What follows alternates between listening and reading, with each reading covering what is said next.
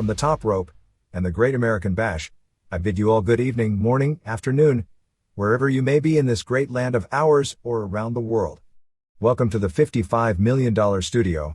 I'm the Pro Wrestle Machine. Let's get into this issue. Through the use of the Pro Wrestle Machine. February 15, 1999 Wrestling Observer Newsletter. Reaction to the death of Giant Baba. 2 wrestlers have heart scares, plus tons more. By Observer staff. The public reaction to the death of Shohei Baba over the past week stunned even the most ardent Japanese followers of pro wrestling. The reaction, for someone described in almost every form of medium as a national hero, went far beyond any recent sports deaths in recent U.S. culture such as a Mickey Mantle, and was more comparable to the reaction to entertainment legends such as Elvis Presley, John Lennon, and Frank Sinatra.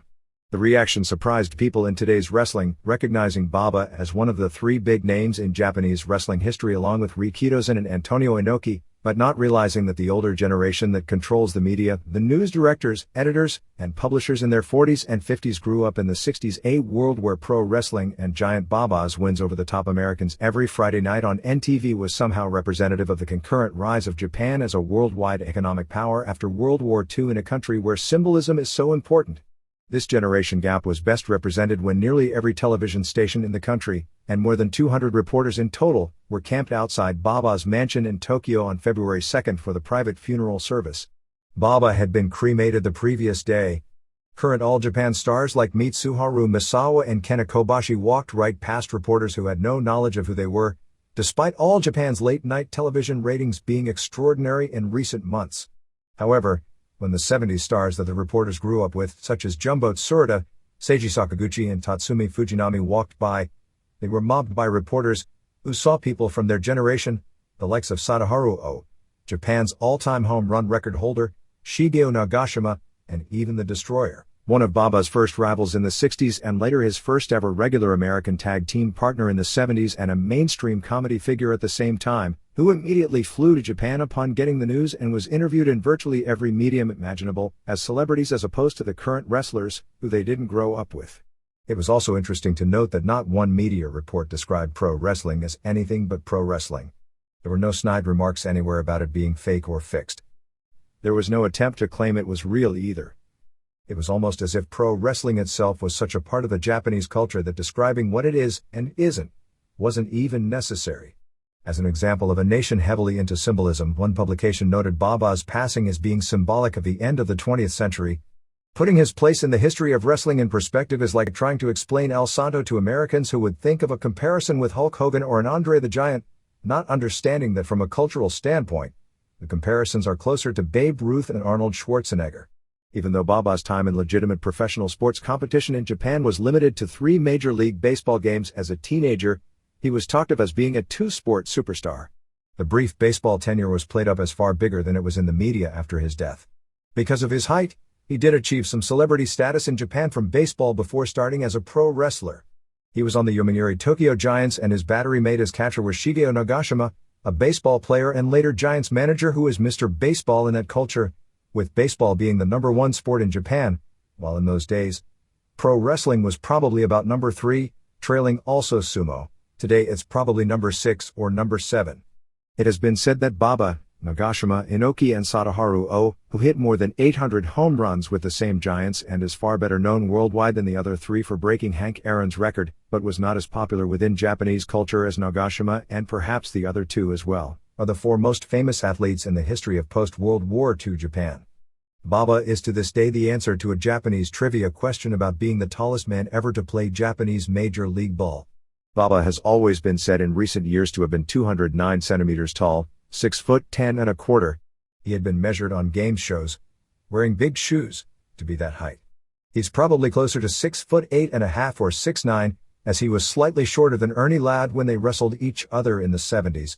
In their many photos together both before and after they became a regular gimmick tag team as a way to prolong Andre's career when he could barely walk, Baba appeared to be an inch or 2 shorter than Andre, who was probably legitimately 6 foot 9 or 6'10". As a team in the ring, Baba appeared taller, but that's because Baba always stood upright and Andre by this point was badly hunched, but Andre always wore big lifts in his wrestling boots to give the illusion of being taller than he actually was while Baba didn't. Photos of Baba from his early wrestling training days under Rikidos and with Inoki in 1960 indicate him being slightly shorter than he eventually wound up being, looking like he was about 6'7" and maybe 245 pounds, and in those days he looked like a well-conditioned athlete as opposed to what he would best be known as looking like in later life. As a teenager 3 years earlier with the Giants, he was listed in baseball records as being 6'7" and 198 pounds. He must have been a stick in those days, a far cry from the 7'3" and 300 pounds he'd be billed at when 4 years later he was the terror of American rings as a Japanese monster heel. The media and public reaction was slightly less than the reaction, for comparison purposes, in the United States to the death of either Lennon or Presley, but equal to that of Sinatra. Sinatra may be the best cultural figure comparison to Baba because of their respective stardom taking many different forms and spanning every generation of society, as opposed to the others who were much bigger at their peak in popular culture, but weren't considered as either national institutions or whose image wasn't as strong and remained as strong for generations through every age group besides the generation that grew up with them. Not only was Baba's death front page news in virtually every newspaper, and the lead news story on most radio and television stations for the next 2 days, but there were follow-up stories in virtually every newspaper all week long. Even at the end of the week, the tabloid sports newspapers were running the entire front page, with a second full page of sidebars inside, with coverage of Baba's death. That was the All Japan ring and its distinctive lettering saying All Heaven Pro, as opposed to All Japan Pro, with cartoon versions Baba and Andre shaking hands in the February 4th Tokyo Sport.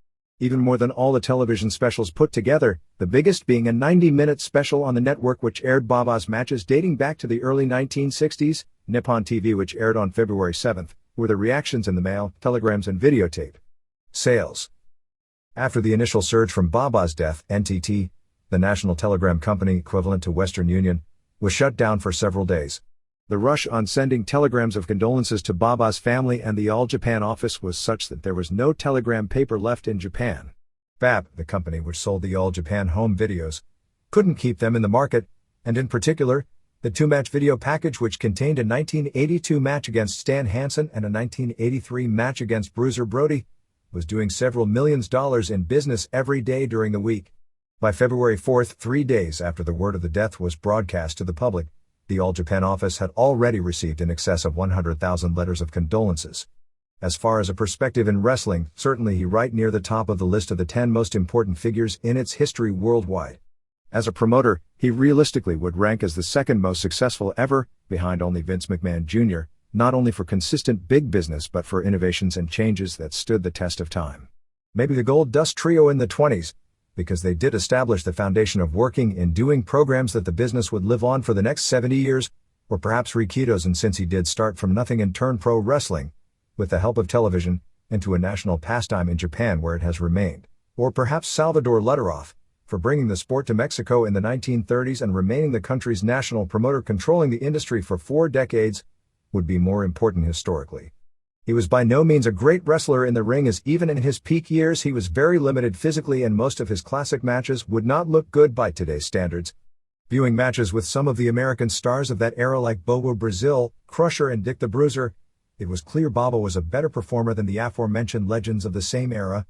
That certainly could not be said for his 70s and 80s main events against that generation's top-name Americans. He was a smart worker in that he got the most out of his very limited athletic ability, in-ring repertoire and mobility. He was a huge star everywhere he went, although in the 70s when he'd tour the US frequently and headline the biggest arenas, he was almost always a big disappointment because he'd arrived with such a huge reputation from beating everyone in Japan and was unimpressive compared with that rep. As a wrestling star, he's certainly among the biggest ever within the wrestling world itself, and for crossing over into mainstream, one of the 3 biggest ever with El Santo and Inoki. He shaped the entire wrestling industry in Japan, both as its top star in the 60s and its most influential promoter on and off for the next 25 years. There are many valuable lessons to learn from his success as a promoter. When it came to booking tournaments, his almost Rubik's Cube-like booking of winners, losers and draws to leave everyone in contention until the end took tournaments to a level of excitement and conjecture which no promoter in history has even been able to touch. His titles, at least the top singles title, maintained logic and credibility his entire reign as a promoter. He was very loyal to the performers who made his business for the most part, although there was bitterness at the time with how the Terry Funk exit was handled, but knew how and when to fade them, and for that matter himself, down to where they wouldn't interfere with the next class of stars on the rise. For the most part over 26 years he didn't having any really serious business downfalls, although he had his rocky times early, and after the Ali Inoki match, and this past year was certainly his worst, probably since the early days of the company. There is even the valuable lesson about no matter how great a hand you are dealt, you can't stay with a pat hand for a decade. That no matter how great a product you have at one time, time never stands still. And the same lesson that applies to so many once successful companies, it's the creation of new stars that leads to hot periods, and not creating new stars eventually leads nowhere. Perhaps the most valuable lesson as it can apply to the United States is the one he taught about ego. Giant Baba had long passed his physical prime by 1982, but was still the biggest star in the company. At the time, NTV owned a substantial amount of All Japan, and because of Baba's in-ring limitations, wanted to push Jumbo Tsuruta as the top star. But when Stan Hansen made the jump, Baba, as the symbol of the company fighting the outsider who had been Inoki's lead rival, fought and won against making the change, and had a very successful singles main event program that lasted nearly 3 years.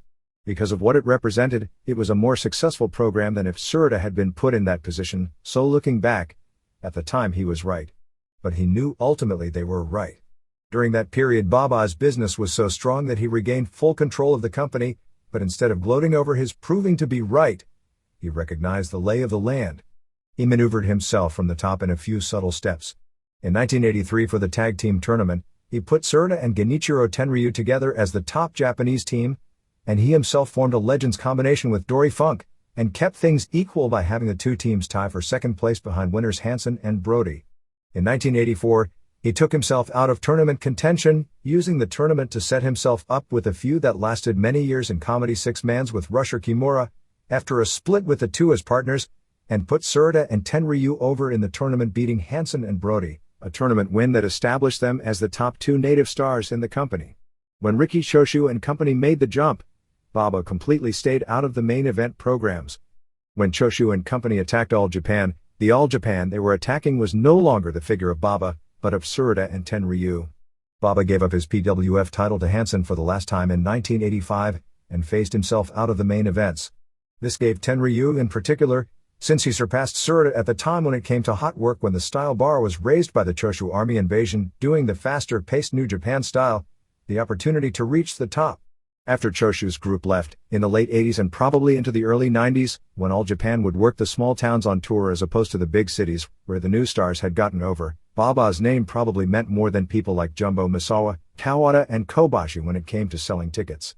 But he recognized his own physical limitations and what it would mean to company credibility if he worked main events, so aside from his few matches a year on television where the gimmick was seeing Baba in the ring briefly, and tag matches where his role was limited, with the new stars, he worked the mid-card comedy matches.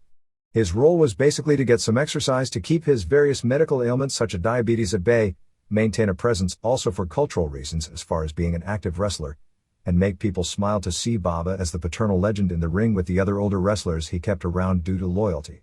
At that point in time, his main role really was to be the straight man for the comedy interviews of Rusher Kimura. Kimura joked after always being on the losing end of six-mans involving Baba, saying things like, "Baba, you beat me this time, but I'm still better looking than you are," or "Baba, can I go to the local tavern and tell the keeper that I'm friends with Baba so he'll give me free drinks?" Eventually the act got old and they became a team, but it really didn't matter. Baba had long since set a standard and put himself in a role where a past his prime legend could remain as a ticket seller, but at the same time not hurt the credibility of the product.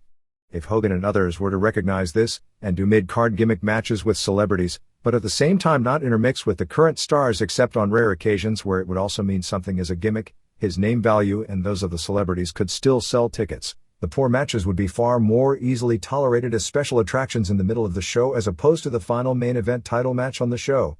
They'd get the benefit of the curiosity of seeing the celebrities, the name value of Hogan, but at the same time, not hurt the company in the long run because the shows always end up disappointing, and fans wouldn't see him as intruding on the main events, nor would he be burying the future of the company and the younger wrestlers under his own ego.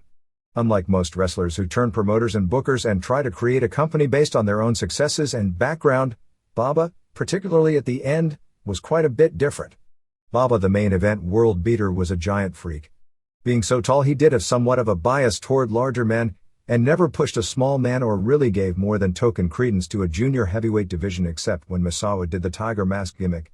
Still, the unmasked Misawa, his top star during his most successful period, was really a bulked-up junior heavyweight. Unlike in other sports where Japanese had to have superior technique because they didn't have physical superiority, Baba became the representative of being physically superior to foreigners, who could bully the rest of the Japanese around due to their size. Baba had his stature, and really little else, because he had arms so tiny that his elbows measured as large as his biceps. He got over in the 60s and 70s, almost always beating big-name Americans, often in blood matches, usually after a series of inconclusive finishes building to the blow-off. The Babas, who had no children, generally considered the wrestlers that they took as teenagers and trained into adulthood, oftentimes to superstardom, as their children.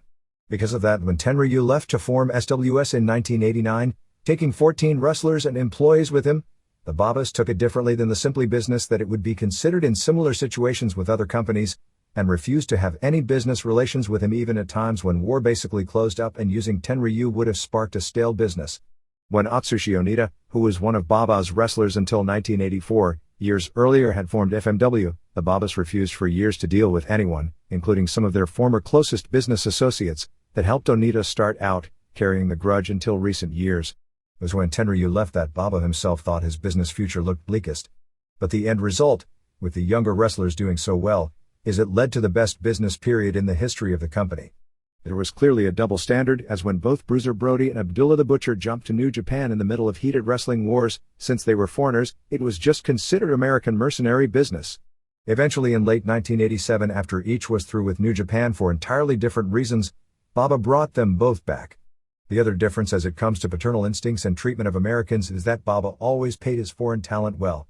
For years it was said that being a regular foreigner with All Japan was the best job in wrestling, because you made a good living, had hotel and trans taken care of. The work in the ring was very hard, but the stress on the tours was low, and you had anywhere from 25 to 35 weeks a year off to rest up between tours. With All Japan failing to keep up economically with the new pay scale in wrestling created by a boom period in America, that was no longer the case, which is why in recent years so many of Baba's top foreign stars were wanting out, because the money was no longer superior, or even competitive, with what they thought they could earn back home. During the period when the foreigners were so well paid, and his own Japanese family members knew that basically they had a job with the company for life, creating a sense of security that no wrestlers in any company would enjoy. However, for his boys, their peak earning period in relation to their spots on the card was well below the level of respective stars in the other major league promotions. The Baba shows of the early 90s, when his promotion was at the time the best in the world, were entirely different from the shows that Baba's own name was built on. It was excellent working Japanese athletes, not slow-moving monsters, but the top foreigners seemingly still had to be large, but both physically tough and agile, which clearly limited the pool to choose from. All the top names battled each other, rather than the historical Japanese versus foreigner matchup, for supremacy in matches sans the blade and the gimmicks, with the top stars trading off clean wins. As wrestling got more liberal, he got more conservative in his view of wrestling. And yet, for a time, his methodology must have been correct, or he must have been one damn brilliant of a promoter, because his business was as successful as any of them, and it stayed that way until the booking became stale due to a lack of depth and newness of people who could be taken seriously on top. Because of the secretive nature of the last few months of his life, many rumors have spread, particularly since the rumors weeks earlier that he was dying from cancer turned out to be true. Some believe he actually had cancer for far longer than anyone was letting on, maybe learning of it 5 years ago when he gave up smoking, and it was only December when physically he just couldn't go on in the ring and where he had to acknowledge death was impending. Some are noting with amazement at his final main event performance, a long match at Korakuen Hall in early 1998, where he pulled off his occasional shocking miracle, or in this case maybe a near miracle, with the feeling his body at the time was already riddled with the cancer. The announcement of his death was also quite strange. It was very clear that Motoko Baba, the most feared woman ever in the industry, who newspaper stories this past week talked about her role as bad cop in the classic pro wrestling good cop, bad cop tag team, was not planning on announcing the death so quickly. It was 27 hours after the death before it went public. During that period, reporters who had gotten the rumors coming from the hospital that he had died and his body was removed from the hospital and taken to his mansion had contacted the company in Motoko and been told the rumors weren't true. It was only after it became clear that the word was going to break in the Monday newspapers and all over television that Motoko arranged the press conference live on NTV in prime time on Sunday night to make the first public announcement. NTV ran a 90-minute special at 2 p.m. on February 7th. Motoko Baba talked in detail about the final day of Baba's life. Her story, which she was sticking to, is that in December, when Baba wrestled his final match at Budokan Hall, that she was aware of the cancer, but Baba himself was under the impression he was suffering from a bad cold. Over the next 2 months, the cancer had spread throughout his body. On January 30th, Baba was told he had 2 hours left to live. The two held hands and prayed for a miracle, and he lived another 28 hours. She tried to say that his living the 28 hours was a message he was giving to all the Japanese wrestlers and fans. The show did a 10.4 rating, an excellent number for an afternoon time slot. The regular All Japan television show at 12:45 a.m. that evening, expanded to 1 hour, largely with footage of more Baba matches, did a 7.0 rating and 58 share, which tied the highest rating in the history of Japanese television in that time slot, also set for a pro wrestling match for a tag team tournament final several years ago. A third 1-hour special airing more of Baba's matches aired on February 8th in prime time at 9 p.m. In it, Motoko showed the last portrait Shohei Baba ever painted. Baba painted the portrait for Motoko's older brother, who was the same age as himself and was dying of cancer, and who eventually passed away 4 months ago. Motoko and her brother grew up in a wealthy family, and in a side note, even though Baba was one of the biggest celebrities in Japan, her family forbid her from marrying him because he was a pro wrestler, and they were likely secretly married, as publicly they were engaged for more than 10 years before a public marriage ceremony took place, who lived on a beach. Baba, who had a mansion in Hawaii on the beach, went there and painted a portrait of the surf at sunset with strong waves, and gave it to his brother-in-law's room in the hospital so he could see the ocean as he was dying. And of the future, that's the biggest question of all. For now, Mitsuo Momota, the son of Rikidozan, will for the time run the business that his father started more than 45 years ago, and handle the business end during this transition period of the company until Misawa, the new president, can learn and be eased into the position. The Destroyer on February 7th was attempting to convince Motoko Baba that she could continue running the business operations. Many are less than enthusiastic about the prospects of the company built by Baba that has always been run as part of Baba's blueprints, and with his fingerprints all over it, being run by anyone else. NTV has made it clear this past week that it has a strong commitment to pro wrestling and will back Misawa's new version of All Japan. There has been talk that there will be a ceremony to honor Baba either at the April 17th Champion Carnival Finals at Budokan Hall or at the Tokyo Dome show on May 2nd, and that many of the legends who created the foundation for the All Japan promotion such as Bruno Sammartino, Gene Kiniski, Harley Race, Destroyer and the Funks would be invited to Japan for the show. A show designed to be like that, if it can be put together, would surely sell out the dome. Many companies including Sakaguchi representing New Japan, after Baba's death, sent word that they were willing to help out the planned May 2nd Tokyo Dome show. Misawa turned them all down, saying that it would have to be an all-Japan pure show because that's what Baba would want it to be. With Nitro going unopposed in the United States due to Raw being preempted by the Westminster Dog Show, it drew near record numbers for what is generally considered a terrible show. There was a Raw show going on, which aired live in Canada, taped for airing at 8 p.m. on February 13th, before one of the largest crowd ever to witness pro wrestling in the United States or Canada. The general belief from fans live is that the show was a huge disappointment as well, and the expectation is that a lot of changes in the audience soundtrack will be made before the show reaches the air in the United States. Nitro finished with a 5.67 rating, 5.18 first hour, 5.95 seconds hour, 5.87 third hour, and an 8.3 share. The rating going unopposed was along the same lines as Raw had been doing with competition.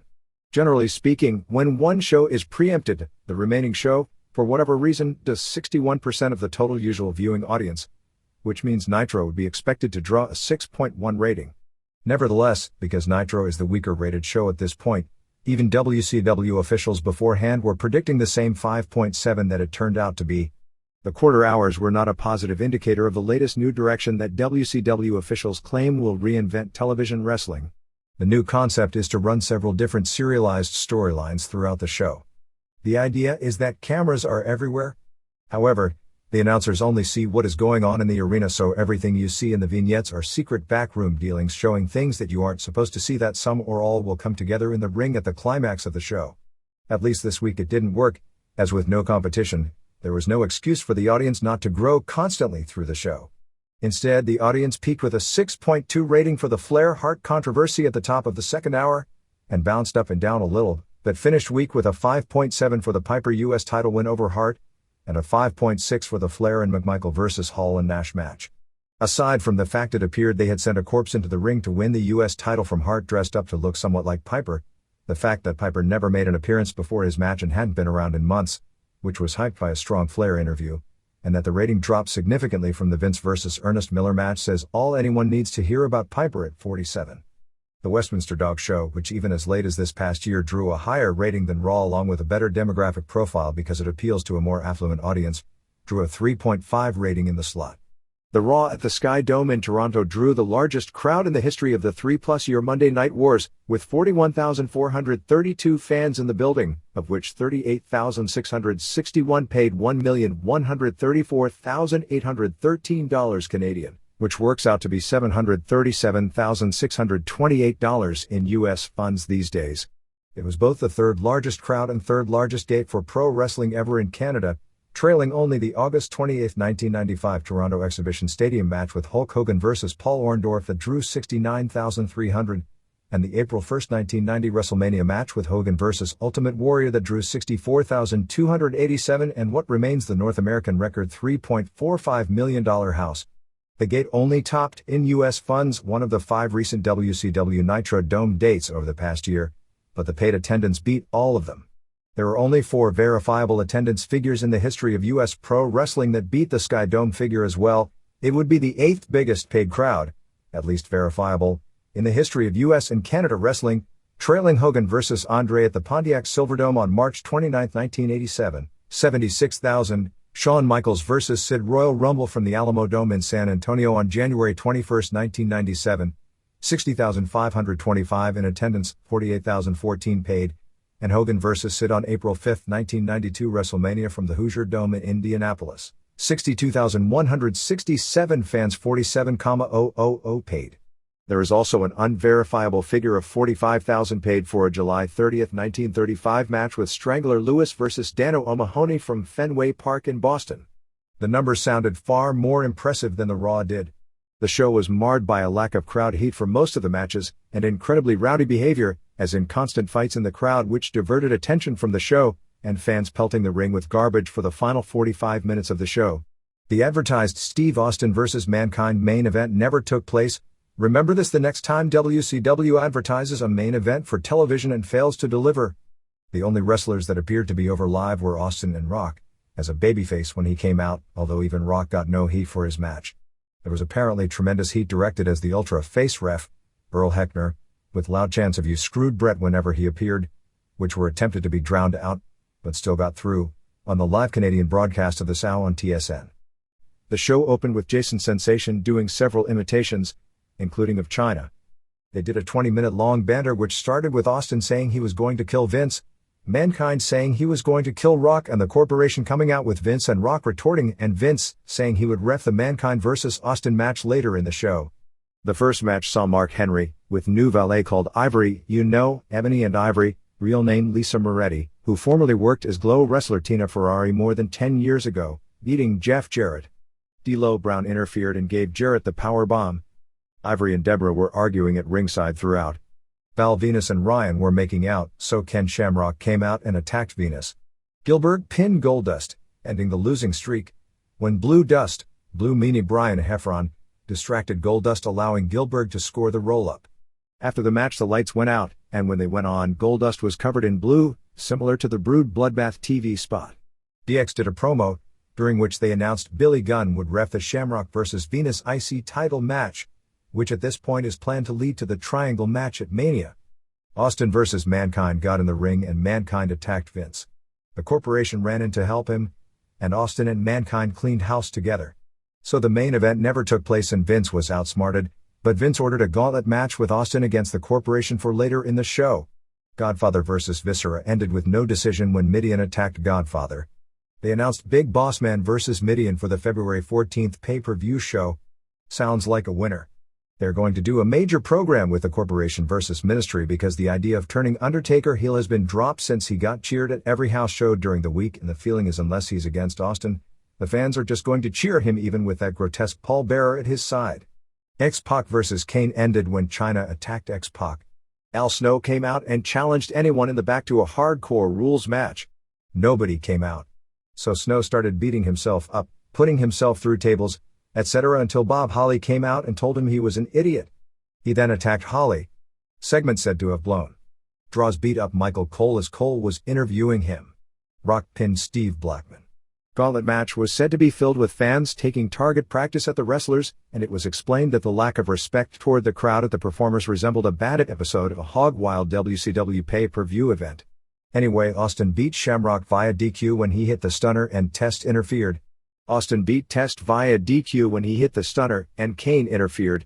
Austin beat Kane via DQ after hitting the stunner when Chyna interfered. Austin beat Chyna via DQ when Bossman interfered. Bossman was DQ'd for laying out Austin with his billy club. McMahon came in and then pinned Austin. The whole corporation then attacked Austin until first Mankind, and then Undertaker, did a run-in and Undertaker cleaned house by choke slamming just about everyone. McMahon vowed that if any member of the corporation interfered in the Memphis match that they would be fired. The rest of the show after Raw ended saw a dark match with Joe Da Silva. Rob Echeverria beat Joe E. Legend, and then for Shotgun, Owen Hart beat Billy Gunn when Jarrett clocked Gunn with a guitar. Gangrel and Edge beat Hardy Boys. Acolytes beat Scott D'Amore and Larry Brune. Midian beat Tiger Ali Singh and Triple H beat Draws. The fans overall were said to have not left happy, which is an aberration for WWF shows, and the line for purchasing tickets for the next show with 41,000 fans in the building wasn't anywhere close to as long as the line for purchasing tickets for this show at a card which had 15,000 in the building. Two eerily similar heart attack scares took place involving Perry Saturn, Terry Sotelo, and Shane Douglas, Troy Martin, over this past weekend. Saturn, 32, suffered shortness of breath when he woke up on February 4th his hotel room in Boston, in town for the Providence Thunder. He was having problems breathing all morning, getting worse as he was eating breakfast. Having grown up in Boston, he decided to drive himself to Massachusetts General Hospital, but on the way wasn't able to breathe at all. When he got to a toll booth, he alerted people as to his condition and they rushed an ambulance to take him to the hospital. The first EKG test was way off the charts. Blood pressure and oxygen intake tests were normal, and a second EKG done later in the day was only slightly off. The hospital wanted to keep him overnight, but he checked out on his own against the wishes of those in the hospital and flew home that night to Atlanta. He had a series of tests done on February 8th and is scheduled for more testing under a cardiologist on February 10th, where he is hopeful of getting a medical release to return for the February 15th Nitro. Saturn believed at press time that due to his wrestling for the past several months with a back injury, inflamed L4 and T5 discs, vertebrae in his back compressed against a nerve. When he woke up and couldn't breathe, he went into a panic attack, thus sending his EKG out of whack. Douglas, 35, also suffered heart attack-like symptoms in a car after matches on February 5th in Columbia, South Carolina. Douglas was taken to the hospital and the condition was serious enough that he was not released to return home to Pittsburgh until February 8th. At press time it was thought that he had not suffered a heart attack, but there was no conclusive report on what he had suffered or what his recovery prognosis would be, but the fact he was hospitalized for 3 days seems to indicate serious problems. Douglas told people that he suffered a very bad viral infection and was said to be feeling much better by February 9th, and would be going to New York to represent ECW at the Toy Fair the next day. He also told Paul Heyman that he would be attending the weekend television taping in Queens. His participation will probably be limited to an angle, as it isn't expected he'll be doing anything physical in Queens, nor wrestle on the rest of this coming weekend shows. Perhaps the biggest national hero of any wrestler in history, El Santo in Mexico, had the 15th anniversary of his death on February 5th. Since shortly after Santo's death in 1984, February 5th has become a national holiday in Mexico. EMLL sponsored a wake and a mass at Arena Coliseo at noon to honor the character played by Rodolfo Guzman Huerta. The wake was a huge success, drawing several thousand fans including all 10 of Santo's sons. At the wake, a plaque of El Santo was unveiled to be placed in the main foyer at the entrance of the building. It was interesting that Ovaciones, the major local newspaper, gave the mass and wake a huge full-page color write-up, but put it in the movie section instead of the sports section. By tradition, pro wrestling is covered in the sports section in Japan and Mexico. This being pro wrestling, they did use this for an angle, as while Elio del Santo was visiting his father's tomb, he was attacked by Scorpio Jr. Later that evening the traditional Friday night TV taping took place before an overflow crowd in the same building, with Elio del Santo and Negro Casas beating Bestia Salvaje and Scorpio Jr. to win the CMLL Tag Team titles via DQ.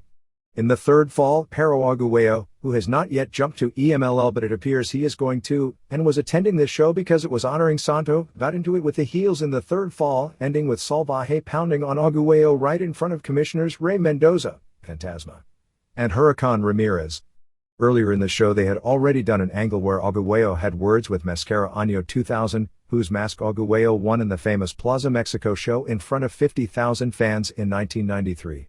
Anyway, the commissioners ordered the heels DQ'd for attacking Aguayo, which in Mexico results in a title change. Santo and Casas were handed the belts, talked it over, and handed the belts back saying they don't want to win a championship in this manner. Among the legends in attendance at a lengthy ceremony held midway through the show to honor Santo were El Hijo del Santo and his 9 brothers, Blue Demon, Aguayo, Mendoza, Karloff Lagarde Sr. and Ramirez. Bob Backlund announced on February 4 that he was going to be running for Congress as a Republican in his home state of Connecticut. In a front-page story that is definitely not meant as a gimmick in the Hartford Courant, Backlund, the WWF champion from 1978 to 1983 as a clean-cut babyface, announced he would be running in the 1st District of Connecticut, which includes his longtime hometown of Glastonbury, in the 2000 elections against incumbent Democrat John Larson. Backlund, who later gained cult fame for a short stint as a comical and maniacal right-wing zealot heel on WWF broadcasts in 1995 to 96 in a mock presidential bid, and was even given a 3-day title reign, beating Bret Hart on a Survivor Series show on November 23, 1994 before losing to Kevin Diesel Nash 3 days later in Madison Square Garden in a matter of seconds, in a failed attempt to make him a top-of-the-line heel. While Backlund drew incredible heat at arenas, it didn't translate into drawing money, and he was never a good worker in his prime, and his in-ring style was terribly outdated and the top stars of the time didn't want to work with him because of it. At one point, when programmed with a face raiser Ramon Scott Hall insisted on Dick Murdoch traveling the circuit as Backlund's manager, and Hall basically worked spots with Murdoch and tried to do as little with Backlund as would be possible in doing a match. Backlund, 49, who wrestles occasionally on independent shows and worked a few matches this year in Japan, talked about Jesse Ventura's success winning the Minnesota governorship in announcing his bid. Backlund had privately talked of running for the U.S. Senate in 1998, but was talked out of it when the Republicans got behind Gary Franks. There is a huge difference between Backlund and people like Ventura, Jerry Lawler, who has talked about running for mayor of Memphis, and Ric Flair, who the Republicans in North Carolina have talked with about possible candidacy in the future. The latter are all tremendous public speakers who used wrestling as a springboard to becoming major local celebrities. Backlund lacked that kind of charisma in wrestling, even though business was successful for the most part when he was WWF champion. But his post-title career, aside from the gimmick period when he returned to the WWF, which was mainly comedy, wasn't memorable because of his lack of charisma. Ventura, Lawler, and Flair, even though all first made their local names as heels, were always cool, whereas Backlund, even as a top-drawing babyface, was always anything but. I became bad by telling people they shouldn't swear in front of their children. Let's not use drugs. Make sure kids learn how to read. That made me bad because people who watched wrestling didn't want to hear it, he told the Courant. I hope people of the 1st District feel differently. The seat he is running for has been a Democratic stronghold for decades. The debut of Ultimo Dragon's Toriuman promotion in Japan from January 31 to February 7 was a huge success as they sold out all 5 shows on the tour, totaling 13,211 tickets sold, and ending with a major angle with the Michinoku Pro Company. The final match of the tour, on February 7 at Yokohama Bunka Gym before a sellout 4,986, the same building New Japan failed to sell out in its last show. The finals of the tournament for the NWA middleweight title saw Great Sasuke capture the title, pinning Magnum Tokyo in the finals in 21:51 with a Thunderfire powerbomb after Tokyo had missed a shooting star press. Sasuke, who has been a heel the past several months, wrestled the match as a total babyface, apparently being the storyline of respect for a title belt which dates back to the 30s and has been held in the past by such legends as El Santo, Glory Guerrero, Pero Aguayo, Ray Mendoza, Rayo de Jalisco, Lizmark, Gran Hamada, and most importantly to Japan, Satoru Sayama, and Ultimo Dragon. The latter have held the title for the past 4 straight years until he vacated it due to his career-threatening elbow injury.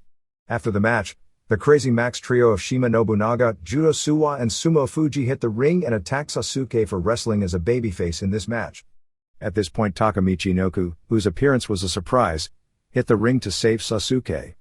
Taka said that he was returning to help Sasuke to keep Michinoku Pro Wrestling, the company that started him, from breaking up due to all the defections in the Super Delphin angle. This appears to set up a Toryuman vs Michinoku Pro angle when Michinoku Pro restarts in March, with Magnum Tokyo and Dragon Kid also on that tour. In addition, at a press conference on February 10, Sasuke introduced Hisatsune Shinma, the president of the Full Promotion, a lucha libre group using mainly Mexicans, as joining up with his group and that men's Teo, Grand Naniwa and Hanzo Nakajima would return on the next tour. A second one-week Toryuman tour is scheduled for April. This tour, complete with acrobatic and long innovative main events, also saw Dragon Kid capture the vacant NWA welterweight title, beating Dr. Cerebro on February 6 in Nagoya after the two had wrestled to a double count out, and then retained the title the next night over Sumo Fuji. Of Dragon's protégés, Magnum Tokyo, Dragon Kid and Nobunaga are all pretty much. After the tour, Dragon did an interview with the press and said that he wouldn't be able to return to the ring anytime soon. There has been talk that Dragon would return in August to WCW to play the role of Big Brother in a tag team with Kaz Hayashi, who up until Dragon's return, would play the role of a naive foreigner constantly being duped by the Americans. Japanese television rundown. January 9th and January 16th, New Japan. The January 9th show aired the Atsushi Onita vs Kensuke Sasaki and Shinya Hashimoto vs Naoya Ogawa matches from the Tokyo Dome that already aired in their entirety on the January 4th TV show. The only difference is that they showed the entire Hashimoto-Ogawa post-match brawl, where it was clear that a lot of the people involved had no idea what was going on. Most of that had been edited out of the January 4th TV show. The January 16th show aired 4 more matches that had already aired on January 4. Dr. Wagner Jr. and Kendo Kashin winning the IWGP Junior Tag titles from Shinjiro Otani and Tatsuhiro Takaiwa. Jushin Liger retaining the IWGP Junior title, pinning Koji Kanemoto. Hiroyoshi Tenzan and Satoshi Kojima winning the IWGP Tag titles from Shiro Koshinaka and Genichiro Tenryu. And Keiji Muto winning the IWGP Heavyweight title from Scott Norton. More of all of the matches aired than aired on January 4th. In the lengthier version, the 2 junior matches were considerably better, both at the 3 3/4 stars level. Tenzan and Kojima vs Koshinaka and Tenryu still was about 2.5 stars, and Muto vs Norton was still a boring dud. January 23rd rings. This was a live showing of the Budokan Mega Battle Tournament finals. The tournament turned out to be a major flop, so the biggest thing on this show was the appearance of Alexander Karelin. The irony is that Karelin sat at ringside and got a very healthy reaction after the 3rd match was over, which means he only saw worked matches. Frank Shamrock was also there and announced that he couldn't face Kiyoshi Tamura due to his ankle injury, but would face him in March or April. 1. Yasuhito Namakawa beat Lee Hasdell via 1-0 score after they went the 20 minutes time limit. Match was a shoot and a competitive good match. They had some good exchanges standing, which Hasdell seemed to do better in, and Namakawa after taking shots would take the fight to the ground. The point loss was a total fluke as Hasdell threw a punch when he wasn't on the ground while Namakawa had his knee on the ground, which is illegal but hardly flagrant. Namakawa started getting tired and most of the last 7 minutes saw him take a beating standing. Namakawa did get the mount and nearly got an armbar, but as time went on, Hasdell was hurting him standing with open hands and some hard knees. Namakawa was bleeding from the nose. Even though the Japanese fighter won, initially there was boos about the decision because without the point, Hasdell should have won, but after it was explained because of the point and the rules Namakawa had to win, the fans accepted it. Namakawa had to be helped out of the ring, he was so badly beaten up. 2. Willie Peters beat Kenichi Yamamoto in 13:45. There was showboating and facials early, and the match itself was really weird but didn't have any holes either. Peters would grab the ropes and lose points before even being in a bad position, which is weird to do in a shoot. Peters did it twice, then Yamamoto lost a point for a low kick, and then Peters did it a 3rd time to fall behind 3-1. Yamamoto threw another low kick and the ref was so mad about it he red-carded him, 2-point foul, to tie it up. It got strange from here and Yamamoto's behavior was weird, how he seemed fighting with no brain. The ref probably should have stopped it. He ended up going down from a knee but just stood there like a zombie. He went down another time which would have ended it on points, but the ref ruled it a slip, and this happened again before he took 2 head slaps and went down and the ref stopped it.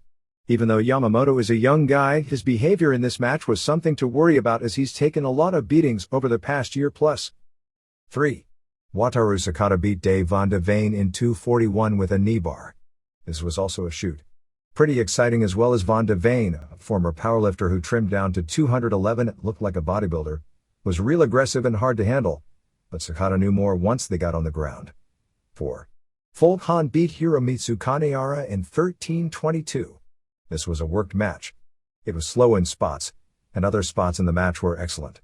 They worked it to look like a shoot, which hurts in the entertainment portion of our show. Han, who is getting old and has gained weight, started getting tired toward the end before they did a reverse knee bar finish. 2.5 stars. 5. Tsuyoshi Kosaka beat Tamura in 9:22. With Kosaka only 2 weeks after from the Ruten fight, Tamura stayed away from his sore head on the stand-ups until the finish. Most of the match was on the mat, and it was some great technical wrestling. Each got a rope break point before they went to the finish, where Tamura then started unloading with strikes, standing up, and finally went to the head. Kosaka went down, so Tamura went ahead 3-1.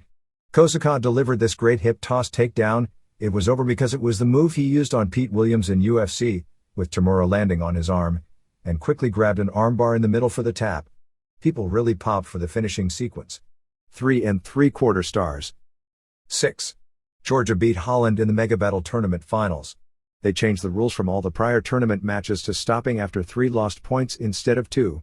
It improved the matches, although it was bad because nobody really cared who won. Started with Grom Zaza beating Dick Frey in 1:22 with a standing ankle lock and a rope break after Frey had already grabbed the ropes twice before. It was hot while it lasted. Joop van Kasteel beat Zaza in 3:32 in a very strange match. Kasteel got a lost point for throwing an illegal punch and then lost a point on a rope break. Kasteel threw a hard knee for a knockdown. In tournament matches, knockdowns are only worth 1 point instead of 2 in regular matches, which is why nobody seemed to have a clue what was going on. Kasteel got a second knockdown, so it was a next point win situation, and they went to the ground and Kasteel got a choke. That was weird since everyone knows Zaza is a great wrestler and Kasteel isn't much on the ground. Kasteel beat Bisaid Amaron in 2:46 with another choke. This was a standing fight with great exchanges. It was great while it lasted. Bisaid Terriel then beat Kasteel in 1:36 in a strange one. Terriel lost a point throwing an illegal punch, since nobody understood the rules again. Terriel got a knockdown to tie it. Terriel got a second knockdown with a really wicked kidney punch. In real life you just don't go down so often from body shots, but for a worked match he really laid it in to look good. Anyway, Kasteel got up, but the ref waved the fight off anyway. Kasteel acted like he was pissed. Terriel versus Hansa Nyman, that's how he spells it on his ring jacket, and I'm assuming he knows how to spell his own name, in 2:50. Nyman immediately got 2 points with a choke and a cranking headlock. Terriel got 2 back with 2 knockdowns from weak slaps, so the next point would win. Terriel got it with a fairly weak-looking knockdown for a flat finish. January 24th, All Japan. 1. Toshiaki Kawada beat Mitsuharu Misawa in 24:15 to win the Triple Crown. This was a 45-minute TV show devoted entirely to this match, as they did lengthy post-match interviews. They put together another classic, which is made more amazing because of Kawada's injury. Misawa came out as usual, all stiff like he could barely move from all the punishment he's taken. Kawada kept on Misawa's knee. The spot where Kawada broke his wrist and forearm came on a spinning back fist spot at about the 8:30 mark. Kawada winced and grabbed his forearm to feel the broken bone, then went back to work with a German suplex. Misawa got near falls with 2 tiger drivers, with the knee giving out on the second one. Misawa had earlier done his elbow suicida and also did a flip body block off the apron. Kind of slow in between big moves, such as Misawa delivering a tiger suplex for a near fall. Kawada dropped Misawa on his head, kicked his knee and did a high kick to the face for a near fall. After a few more kicks to the knee he put on the stretch plum. It's been so long since he's beaten anyone with that move that the crowd just faded out. Another German suplex and stretch plum. Misawa did a missile dropkick, then came off the top again, but Kawada met him with a kick and delivered 2 more high kicks a la the dome finish, followed by a spinning heel kick for a near fall. Misawa came back with a German suplex. Kawada blocked an attempted tiger driver and hit a rolling kick and a brainbuster. Then came the big spot. Earlier in the match Kawada tried his power bomb, but Misawa turned it into a Hurricane Rana for a near fall. The spot went the same, except this time as Misawa started the Hurricane Rana, Kawada blocked it and dropped him straight on his head. This was a Mick Foley suicidal spot and the entire audience gasped and winced from it. It made the match memorable, and at least it was only one spot that was told rather than 10 times an overkill of the senses. But it was still a move way beyond not only the Call of Duty but any rationality. Misawa still kicked out and they traded kicks. Kawada got the better, delivered another high kick and brainbuster for the pin. The finish was awesome, as was the match psychology from start to finish, and the post-match highlights recap made it come across even better as an entire package. But Misawa reminds me of every All Japan superstar at the end of their main eventing days with the company, and we've seen it with all the great ones over the past 12 or so years, just hanging on but smart enough to pull it off for now. Kawada went out in an ambulance because of the injury, and Misawa had to be helped out since the finish made him about 2 inches shorter. 4.5 stars. Mexico. As of press time, nothing is confirmed regarding the proposed Rey Mysterio Jr. vs. Psicosis mask vs. mask match for Tijuana. The working plan is to do the match on either February 18th or February 20th outdoors at the Tijuana Bull Ring, but WCW would have to approve of it. It would be very difficult to pull it off after February 21st, because it would be covered in the press that Mysterio Jr. had lost his mask at Super Brawl unless WCW changes the current plan, and the match would be viewed as something of a fraud. If Mysterio Jr. lost his mask before Super Brawl, it wouldn't affect WCW because it's already considered a fraud to begin with. EMLL returns to Arena Mexico on February 26. On the Santo Show during a trios match, former CMLL champ Universo 2000 did on Martinete, the dreaded Tombstone piledriver, on current champ Rayo de Jalisco Jr. for the DQ to set up either a title match for a mask versus mask match down the line. On February 3, a DF court ruled that Marco Moreno, the promoter in Naucalpan, had the legal promotional rights to the name Mr. Niebla. The basic gist of all this is Moreno came up with the name. The wrestler who played the role then left Naucalpan and became a big star at Arena Mexico. Moreno decided to create his own Mr. Niebla, figuring it was his gimmick. EMLL, which had worked with Moreno, ordered him to drop the character. He refused. They refused to work with him. So he went to court to get the guy they were using, who was the original, to stop using the name he came up with. The original Mr. Niebla was ordered by the court that he must now show just cause by February 9th why he shouldn't be cited, fined or jailed for continuing to wear the mask. So expect him to start using a new ring name this week. EMLL has gone to court to appeal the ruling, probably to buy time to create an angle for him to lose the mask rather than rush right into it.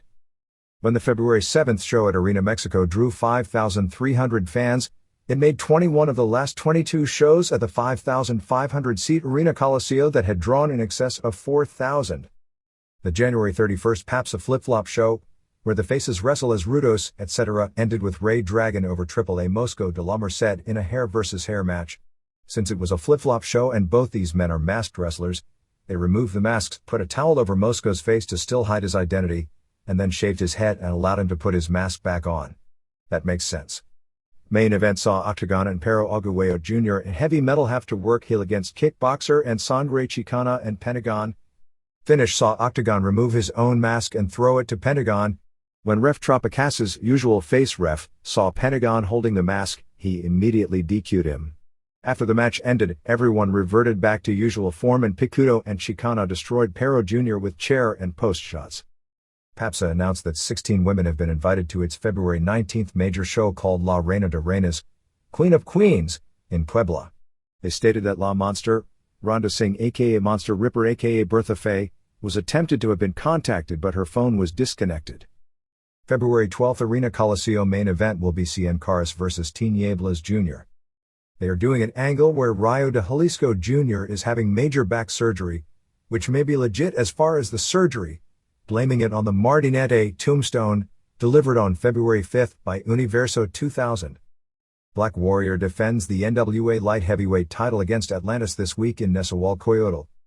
Sasuke the Great Masao Orihara is headed in for IWRG Payaso Amarillo, who wrestled years back as El Indomito, announced he was about to retire, but said he'd work TV tapings at least through this year for Papsa. Tony Rivera beat Negro Navarro on February 1st in Puebla in a hair versus hair match. All Japan. Top 2 bouts on the March 6th Budokan Hall show are Taue vs. Vader for the vacant Triple Crown and Kenta Kobashi and Jun Akiyama vs. Mitsuharu Misawa and Yoshinari Ogawa for the double tag title. Although the graphic during their television match and printed here 2 weeks back listed Toshiaki Kawada having 2 wins and 2 draws in his last 5 singles matches against Mitsuharu Misawa, there is some debate over its accuracy depending upon what you consider the 1997 Champion Carnival final.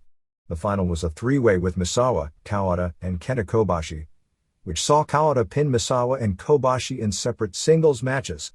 That listing considers the Carnival as a 3-way as opposed to a singles match, but if it is considered a singles match, actually Kawada has 3 wins and 1 draw in the previous 5 singles matches. Misawa said he would make an announcement on February 13 at the Korakuen Hall show about the public memorial service for Giant Baba. Tokyo Dome tickets go on sale at the Korakuen Hall show as well. A correction from 2 weeks ago. In the January 22 Osaka semifinal, Vader did not do a job for Kobashi's lariat in a 6-man. Kobashi actually pinned one of the other members of Vader's team, so Vader has yet to do his first job in All Japan rings. January 31 TV show did a 4.5 rating. New Japan.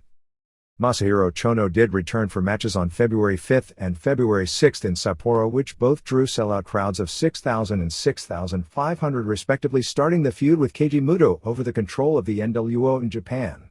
In weird booking, Chono returned in a handicap match against Muto and Hiro Saito. The match wound up with Akira Nagami, who has been out of action with a serious eye injury for more than 1 year, coming out wearing a mask, attacking Muto and Saito, including bloodying Muto up. Chono and Nagami were then double-teaming Saito, when Muto, who was taken to the dressing room, returned. It wound up being declared a no contest. This set up a tag match on February 6 with Chono and Nagami, doing his Akira Samurai gimmick with the face paint and bleached blonde hair against Muto and Satoshi Kojima, which ended with Chono making Muto submit to a chicken wing crossface in 13:34.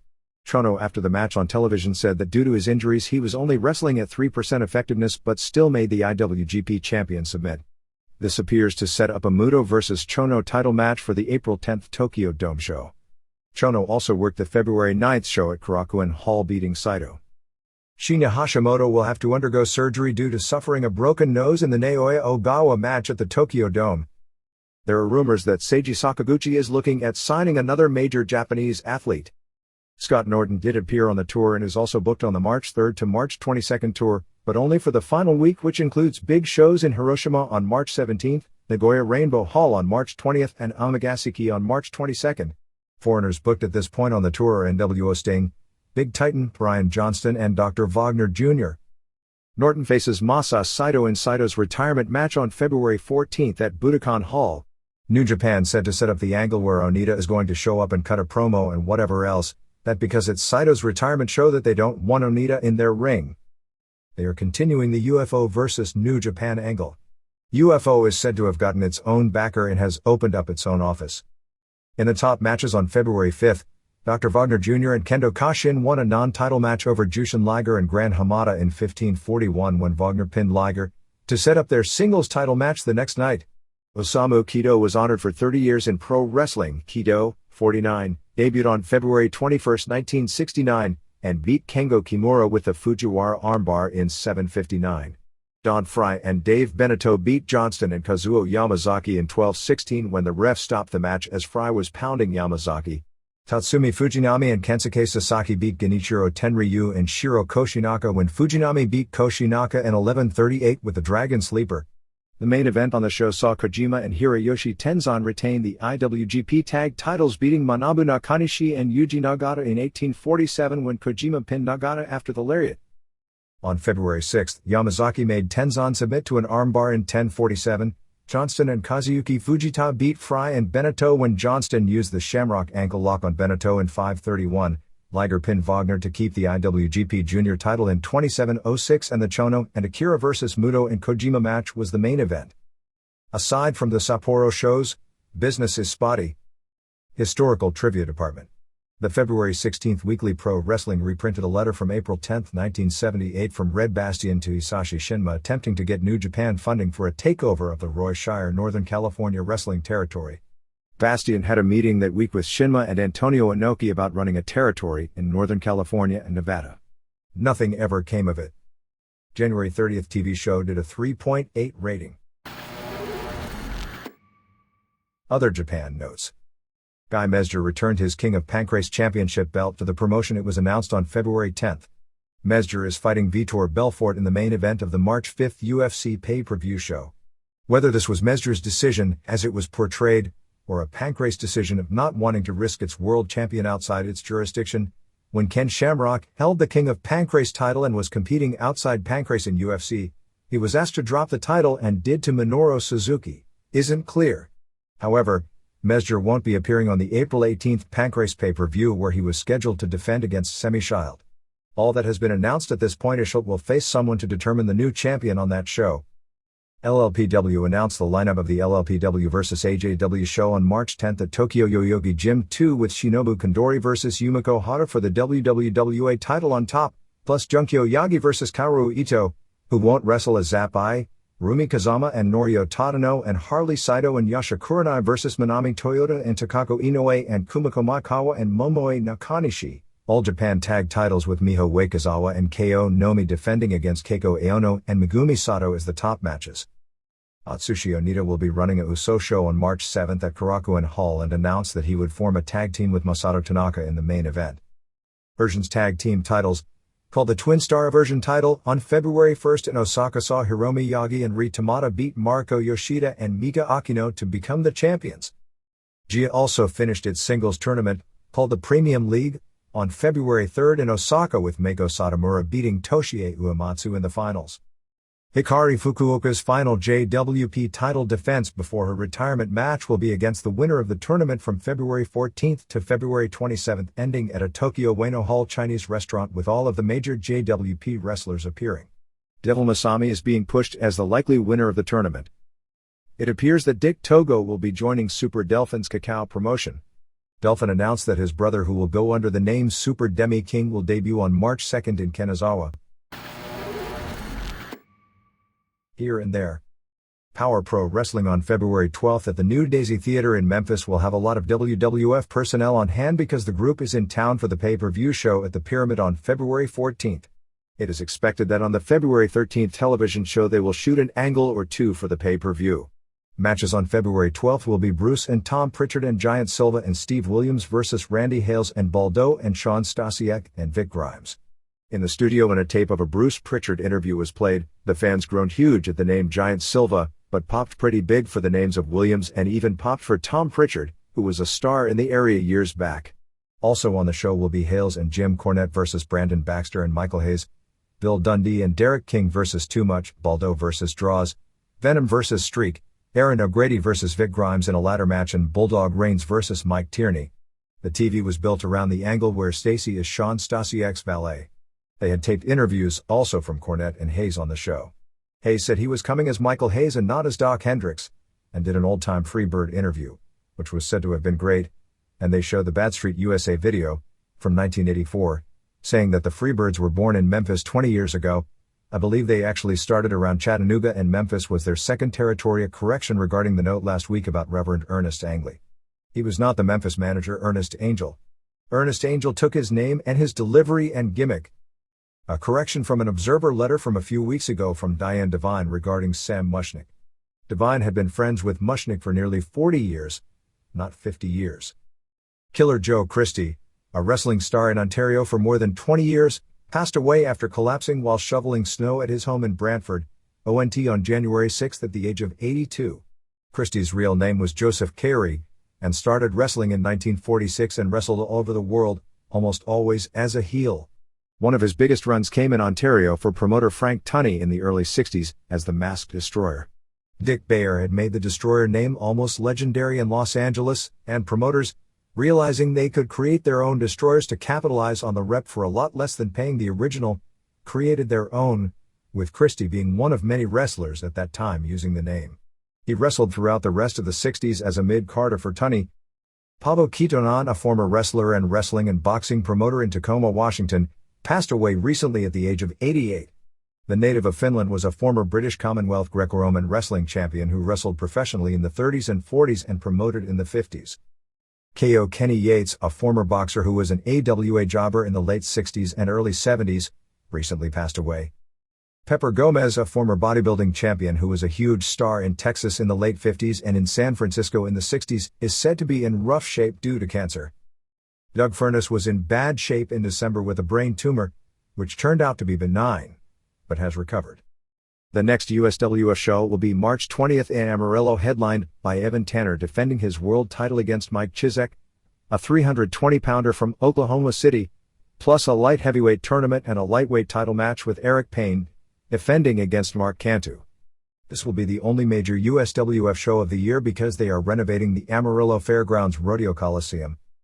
Abdullah the Butcher was back in Puerto Rico over the past weekend, both working a tag team with Carlos Colon as his partner on February 5th in Manatí, and challenging Ray Gonzalez for the Universal title on February 6th in San German. Glamour Boy Shane Sewell, won the WWC Intercontinental title back from Pierre Roth Jr. on January 23rd in Guaynabo. Tough Tom Benenhouse, of WCW's Disorderly Conduct, is working Puerto Rico as Mighty Kodiak. NWA Worldwide Wrestling, or Music City, drew 550 fans and $5,000 for its fabulous February reunion show on February 5th in Nashville, headlined by the return of Jerry Lawler. Colorado Kid kept the North American title, beating Lawler via DQ in the main event. Stacy was in Lawler's corner. The match went 25 minutes, only about 7 minutes of it containing any action as Lawler just did the heel walking and stalling. The fans cheered Lawler big at the beginning, but he was able to turn them, and got great heat in doing so. Also on the show they did a North American tag title match where the Tennessee Volunteers, Stephen Dunn and Reno Riggins, went to a no contest with the Australians, Bill Dundee and Ashley Hudson, leading to the belts being held up. The Vols won the titles back the next night in Nashville.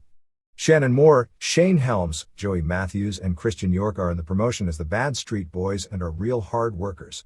Greg Valentine is headed in for the group, as is Brian Christopher, but the big news is that on March 13th they are going to bring back the fabulous ones Stan Lane and Steve Kieran, who were the hottest tag team ever in the city in the early 80s. Lane, 45, has been talking about getting back into wrestling now that it's hot again, while Kieran has done indie shows on occasion in Florida. A clarification regarding Burt Prentice. Prentice did not say he was retiring from wrestling, but retiring from performing due to lung problems. He has been at the shows helping with the promoting, but usually only stays for the first 2 matches and doesn't look healthy. Jesse Ventura has proposed eliminating state funding for Minnesota public radio and TV stations. Independent Wrestling Federation on February 26th in South Plainfield, New Jersey has Rick Ratchet vs. Kevin Knight on top. A name to look out for is Brock Lesnar, a junior at the University of Minnesota who is currently ranked number 2 in the nation as a heavyweight wrestler, has been one of the most talked about wrestlers in the country this season. Lesnar competed recently in the National Dual Meet Championships and pinned every opponent in the first round while compiling the best record of all the heavyweights. He was compared because of his overpowering physique to Alexander Karelin. Dan Gable, when doing the TV announcing of the Dual Meet, remarked that Lesnar looks like a good prospect for the WWF. Worldwide Wrestling Alliance out of Lima, Ohio will begin a weekly TV show on the Fox station in Lima on February 20th in the 12:30 p.m. slot. The January 29th edition of Roller Jam fell to an 0.9 rating for the first run show. The next tapings of this coming weekend and the status of Richard Brown is still uncertain. Want to make a special thanks here to both RF Video and the Powerbomb website for all the plugs. An NWA group is running in Indianapolis on March 3rd with Dan Severn vs. Buddy Landell and New Jack vs. Madman Pondo. Larry Young, an American League umpire, will be running a show on February 28th at the Patriot Gateway Center in Rockford, Illinois, headlined by the Bushwhackers. Angelo Mosca has been doing a radio ad in Ontario pushing a financial growth fund, MMA.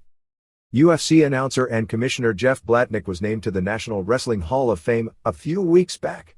Blatnick, the 1984 Olympic super heavyweight gold medalist in Greco-Roman wrestling, will be inducted on June 3rd at the ceremony in Stillwater, Oklahoma. Blatnick also has a chapter on him in a book called Awaken the Olympian within, compiled by former swimming legend John Neighbor. The chapter on Blatnick talks about his overcoming cancer to win the gold medal. The biggest news of the past week was that UFC lightweight champion Pat Miletic lost via triangle choke to Jutaro Nakao of Shudo on February 2nd on the Super Brawl show in Honolulu. It was the first time Miletic, now 27-2-2, had ever lost a match via submission. His only prior loss was an Extreme Fighting show to Matt Hume, which was stopped by the doctor after Miletic suffered a broken nose during the period due to the media pub. They were being overly cautious about letting matches continue due to even relatively minor injuries. Nakao, who competes usually at around 163 pounds in 1997, had used the same move to beat Steve Nelson at a Shudo show in Japan. There has been talk, although I wouldn't call it anything more than that at this point, of putting together a rematch between the two in UFC, although it wouldn't take place until May at the earliest. Miletic is one of the most active fighters in the world as thus far in 1999, he's fought 2 MMA fights and 1 pro boxing match. Mikey Burnett has been talking about trying pro boxing. For the March 5th UFC show, Marcus Conan Silveira has been replaced as Maurice Smith's opponent by Kevin Randleman. Randleman is a former NCAA champion wrestler at Ohio State and a longtime training partner of Mark Coleman. Randleman did very well fighting Vale Tudo in Brazil a few years ago until running into Tom Erickson, who literally obliterated him with punches to the point he was carried out of the ring, and this would be his first fight back in several years. In the old version of UFC, Randleman probably would be favored over Smith because he could take him down and keep him there, but the current version, with frequent stand-ups, changes the odds because Randleman isn't a submission expert, so he's going to have a hard time finishing Smith on the ground, which means awarded stand-ups, and Smith, even at his age, should be far too technical when it comes to standing fighting. The idea right now appears to be, as mentioned last week, to build to Boss Rutten versus Smith to decide the heavyweight champion. Evan Tanner's opponent on the show looks to be Valery Ignatov, a Russian Sambo fighter who is currently part of Bob Shamrock's team, so to keep things straight, there is a Ken Shamrock Lions Den team, a Frank Shamrock team, and a Bob Shamrock team. There has also been talk of a Chuck Liddell versus Jeremy Horn match.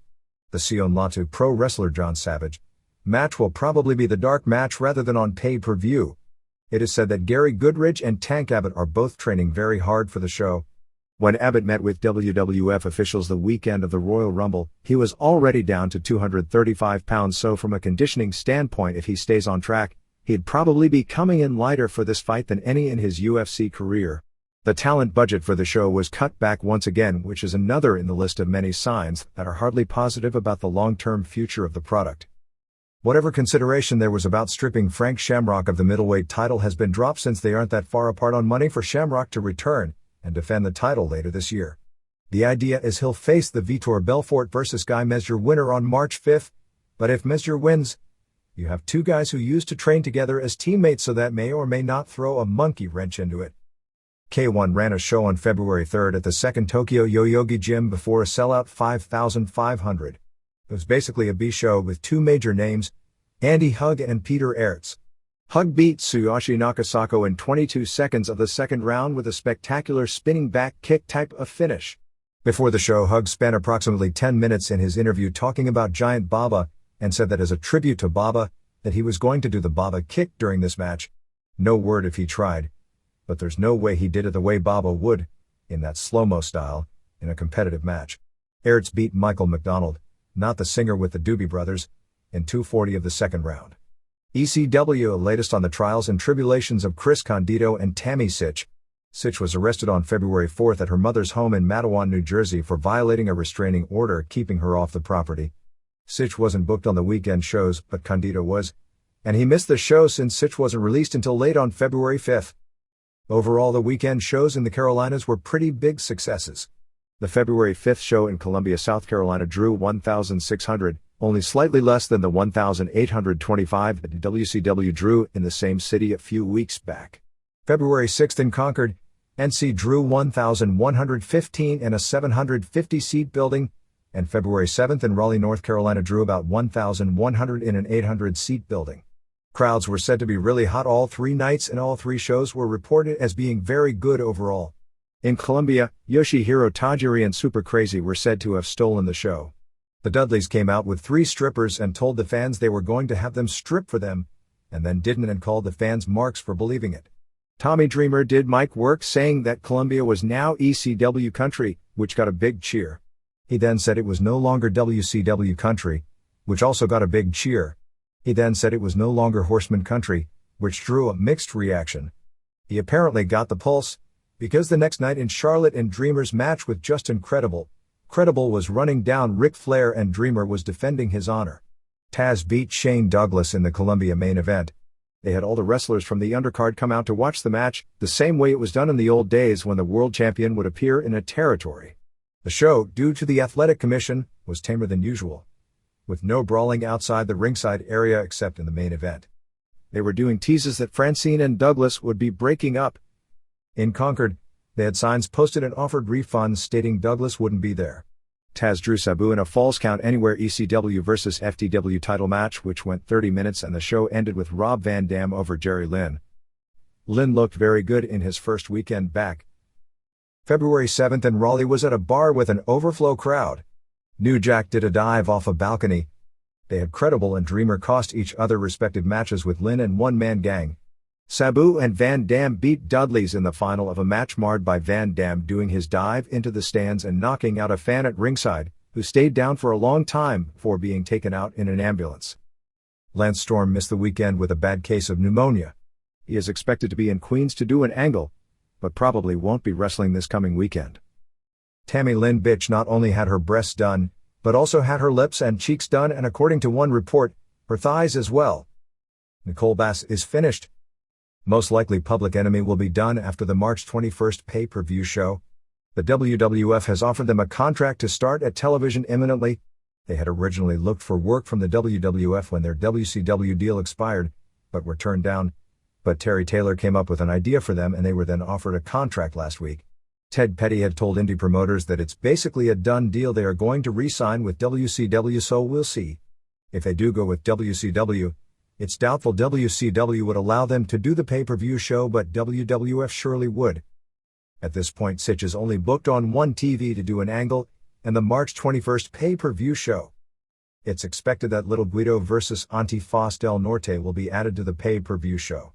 The plan at this point is to hold Terry Funk vs Dreamer off until the May show, and instead go with Dreamer, Storm and Credible in a three-way on pay-per-view. TV this week was from Detroit and the crowd was really hot, so it made the show. They opened with Chris Chetty vs Roadkill, which was just a backdrop for Sid to show up and destroy both guys. The place went nuts, even more than you could imagine. Sid threw some of the worst punches you'll ever see, but the crowd didn't care. Storm beat Spike Dudley in a real good TV using the Takaiwa triple bomb after TLB shoved Spike off the top rope and through a table. Credible did an interview. While, physically that's what it looked like. It was Paul E. acting as a ventriloquist for Credible, but his delivery still needs some polish for him to be at the level he's being groomed for. Tajiri beat Crazy in 8:31 of the single best US match so far this year. The wrestling blew away anything in WWF or WCW and the crowd went crazy for it. This was a step above their TV match from Philadelphia and 2 steps above their pay-per-view match. The crowd reaction really exposes WCW and WWF's mentality about the guys being unable to get over as being a product of the companies burying them as a group from the start, and not that fans won't accept them. Crazy is actually getting over more than Tajiri since he's got a lot of charisma, and he's the one both WWF and WCW wouldn't even sign. Finally Taz beat El Diablo, a student at the House of Hardcore under a hood, billed as a local Michigan indie star in 112. Taz got on the mic and challenged anyone in the WWF or WCW to challenge him for his belt, and then challenged Sabu, leading to a pull-apart. WCW. Lex Luger suffered a torn bicep tendon in his January 30th match in Los Angeles with Conan and will be undergoing surgery and is expected out for 3 months. There is a lot of heat as Luger has been pretty vocal about having wrestled for so long without suffering a serious injury and blaming it on Conan. The plan at press time is that Luger will appear in Oakland and there will be no acknowledgement beforehand of his injury, and they'll do a short match with Nash working the entire way. Apparently the way the angle is supposed to work out is that Mysterio Jr. loses his mask, but Nash brings him into the NWO as his little buddy, although the second step may not occur right away as there at one point was supposed to be a singles match with unmasked Ray pinning Nash. As silly as that sounds, the entire WCW Latino project and Telemundo deal is off. The public response is that Sharon Sidello cut a bad financial deal for WCW with Telemundo. The belief is that after the first taping in Waco, Texas on January 27, which was disorganized because nobody knew which wrestlers would make it across the border and almost nobody in WCW was aware Paco Alonso had switched affiliations with WWF and thus was not going to send any of his wrestlers, that members of the production crew such as David Crockett and Keith Mitchell really badmouthed the show to Eric Bischoff. Bischoff had just a few weeks earlier told everyone that getting the show off the ground was a major priority, and the company spent probably in excess of $300,000 creating a hot-looking set and a new open before throwing in the towel after one taping. Because WCW pulled out, they aren't even going to air the 1-hour pilot that Telemundo had scheduled for a 7 to 8 p.m. time slot on February 24th. Tony Schiavone talking about WCW's good relationship with NBC on Nitro Monday is apparently because the people in the company are going on the assumption they will be getting regular NBC specials after the NBA season ends. We have not heard of any firm dates or a firm deal. Goldberg appeared on Regis and Kathy Lee on February 8th and will be on Jay Leno February 19th. He spoke before Congress on February 2nd and got a lot of mainstream pub talking about animal rights and trying to eliminate dog fighting and cockfighting. From all accounts, he came off very well. Why was the sun out at 11 p.m. in Charlotte when Chuck Zito and Hogan were stalking David Flair? The barbed wire used in the Sandman debut on February 1st in Minneapolis was rubber barbed wire. Hey, if it looks real, people buy it, and is less dangerous, you should be all for it. There is no glory in getting scarred up and injured when you can accomplish the same thing with less injury risk. The reason Hogan never went to Minneapolis was because WCW believed that Ventura would show up at the card, or even if he didn't, that if Hogan came out before the live crowd, they'd chant for Ventura. Speaking of Ventura, he talked at the National Governor's Council that he'd be able to up tourism from Japan to come into Minnesota because it's the state that elected him governor. There is some political infighting regarding the status of Hart. A booking meeting was held this past week, with the original idea to build to a Hogan vs. Hart match at Havoc this year. At the meeting, it was suggested by Page that Hart put over Booker T, since Booker T had put Hart over 3 times on TV. Hart felt if the idea was to build to a match with Hogan, it wasn't the right time to put over Booker T because it would only devalue the big match before it got there. Nash feels that Hart isn't over and shouldn't be built up for the match to begin with. Nash and Hart's discussion ended with Hart confused because all that was suggested is him putting people over, and Nash mad because all Hart was concerned with was building up the match with Hogan. It wound up with Nash telling Bischoff that Hart wasn't being cooperative about putting people over and Hart not understanding what it is that the company wants from him. The end result is that Hart was booked to lose the title to Piper right away, and most likely Piper will drop it to Hall in Oakland. You can see the internal conflict because Bischoff feels the need to justify Hart's salary and Nash feels he's overpaid, not over, and is looking to chop him off at the knees before a build for a Hogan match can get going. The title change match turned out beyond awful, and not entirely because Piper is in so much pain he just can't perform anymore. Piper's hip, he said, replaced is acting up and may even need surgery, and the other hip is going bad, and he's in tremendous pain all the time.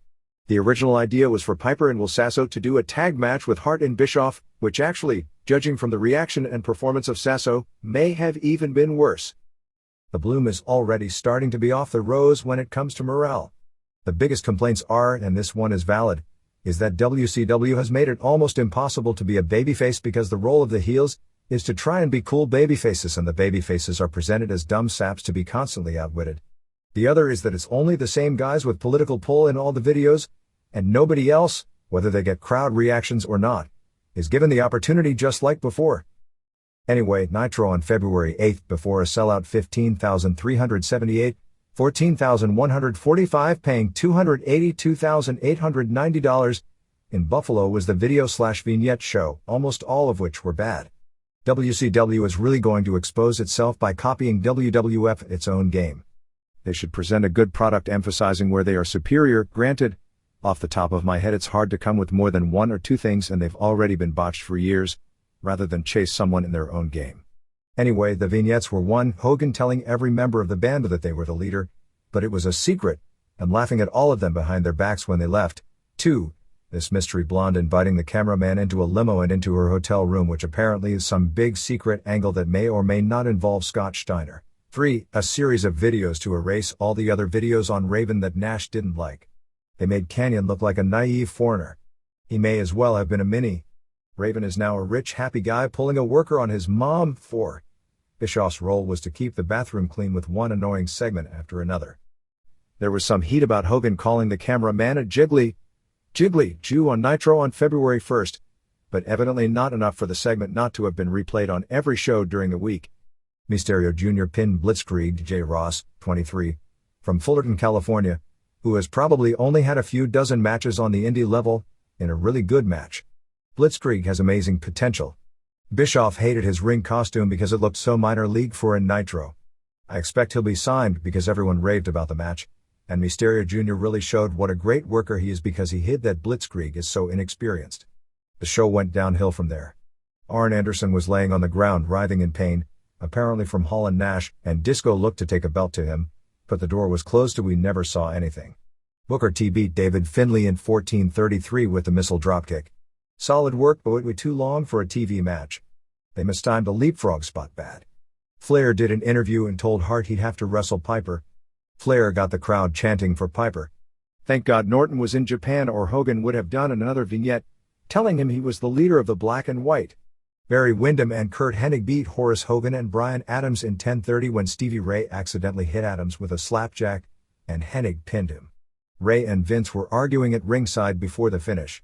The finish was supposed to be a mistimed spot, but they mistimed the mistimed spot to make it look even worse. The only thing positive is this match was booked to go 20 minutes, which certainly questions someone's mental prowess, although I'm not sure of the responsible party and when they let him out of the rubber room. Anyway, because Flair and Hart went way long on their interview, these guys got chopped in half, so they were only at -1 star by the finish. Horace has H-bomb on his tights, which is of course after the wrestlers' nicknames for the drug halcyon. Hey, WWF has test, they can gave H-bomb. Bigelow did an interview with a cardboard cutout of a USA Today talking about Goldberg talking before Congress. Bigelow isn't over, and the interview was bad until Bigelow said about Goldberg saying everyone in WCW would adopt a pet this year, saying he'd adopt his old lady and put her on a leash. Goldberg came out and took him down until security pulled them apart. Nobody believes Bigelow stands a chance in this match. Probably because he doesn't. Page beat Kenny Chaos in 5:47 with a flying diamond cutter off the top. Nice finish.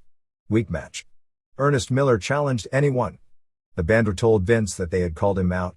Vince came out and told Disco to go in there, but Disco blew him off. Vince came out and they had the worst match you could imagine, ending when Sonny Wanu screwed up and Vince did this poor excuse for an inside cradle to win in 4:19. In the parking lot, Steiner was attempting to sexually harass Kimberly. Page started pounding on Scott, but Scott gave him a low blow. Security broke them up. Scott carjacked the car and shoved Kimberly out. Actually, I thought this was a great angle because it at least got into your gut rather than all the attempted comedy that wasn't the slightest bit funny up to this point. This was actually filmed several weeks ago in Atlanta, and they used a stunt person in the role of Kimberly, which was pretty obvious since nearly everyone figured it out immediately. They showed the Mad TV angle with Hart and Sasso. It was weird. It was like they were doing this fake sketch where Hart played a wrestler bullying reporters while Sasso, playing the role of an overweight Jesse Ventura, was speaking. Then Brett snapped and tried to do an angle where he shot on Sasso, hitting him with a wrestler's chair shot and putting him in the scorpion, while the rest of the comedy ensemble reacted like they weren't going according to the script. Piper beat Hart for the title in 13:24. This was classic Shivani and classic WCW. Half the time the announcers are out there totally clueless. Anyway, Hart did this Mexican spot where he faked getting a low blow and started selling his groin. Shivani said Piper kicked him low. Heenan, who knew the spot, said he didn't think so. Shivani, when he figured out what the angle was, said only an idiot like Heenan would say that he kicked him in the groin when he didn't. Finish saw Mickey J get bumped. Hart KO'd Piper with Nux. Sasso grabbed Jay to keep him from making the count. Hart grabbed him to pull him over. They did a tug of war. Sasso let go way early. Hart still fell over in this terrible-looking manner with no help from Piper into the worst schoolboy in history for the fall. Luckily the fans live were distracted from most of the match by a major fight in the stands. Finally Nash and Hall no contest Flair and Steve McMichael. McMichael worked most of the match, which tells you about the match. Finish saw Flair put Hall in the figure 4. At that point literally everyone in the stands started looking to the back. You know things are bad with your booking when the big finishing move is on and people turn their heads away from the ring. Hogan took a bucket and took literally forever to get to the ring. Finally he got there and went to throw it at Flair, but McMichael jumped in the way to protect Flair. Hall, Nash and Disco were about to do unmentionable things to Flair, like try and talk him into a 6-month feud with more matches of this quality, but Goldberg ran in and, wouldn't you know it, speared Disco. This was a night where you couldn't wait for the show to end, and they do this before their largest audience in a long time. Thunder on December 4th in Providence drew 8,454, paying $158,498. But that's a misleading figure because they also had another 1,865 people who bought tickets to the last Providence show where Goldberg no-showed, and WCW offered the 7,000 or so fans either refunds or free tickets to the next event. So the event was a sellout. The live show drew a 3.48 rating, which is way down from what the show had been averaging, but the show was devoid of any star power and the matches taped for the second week were the same.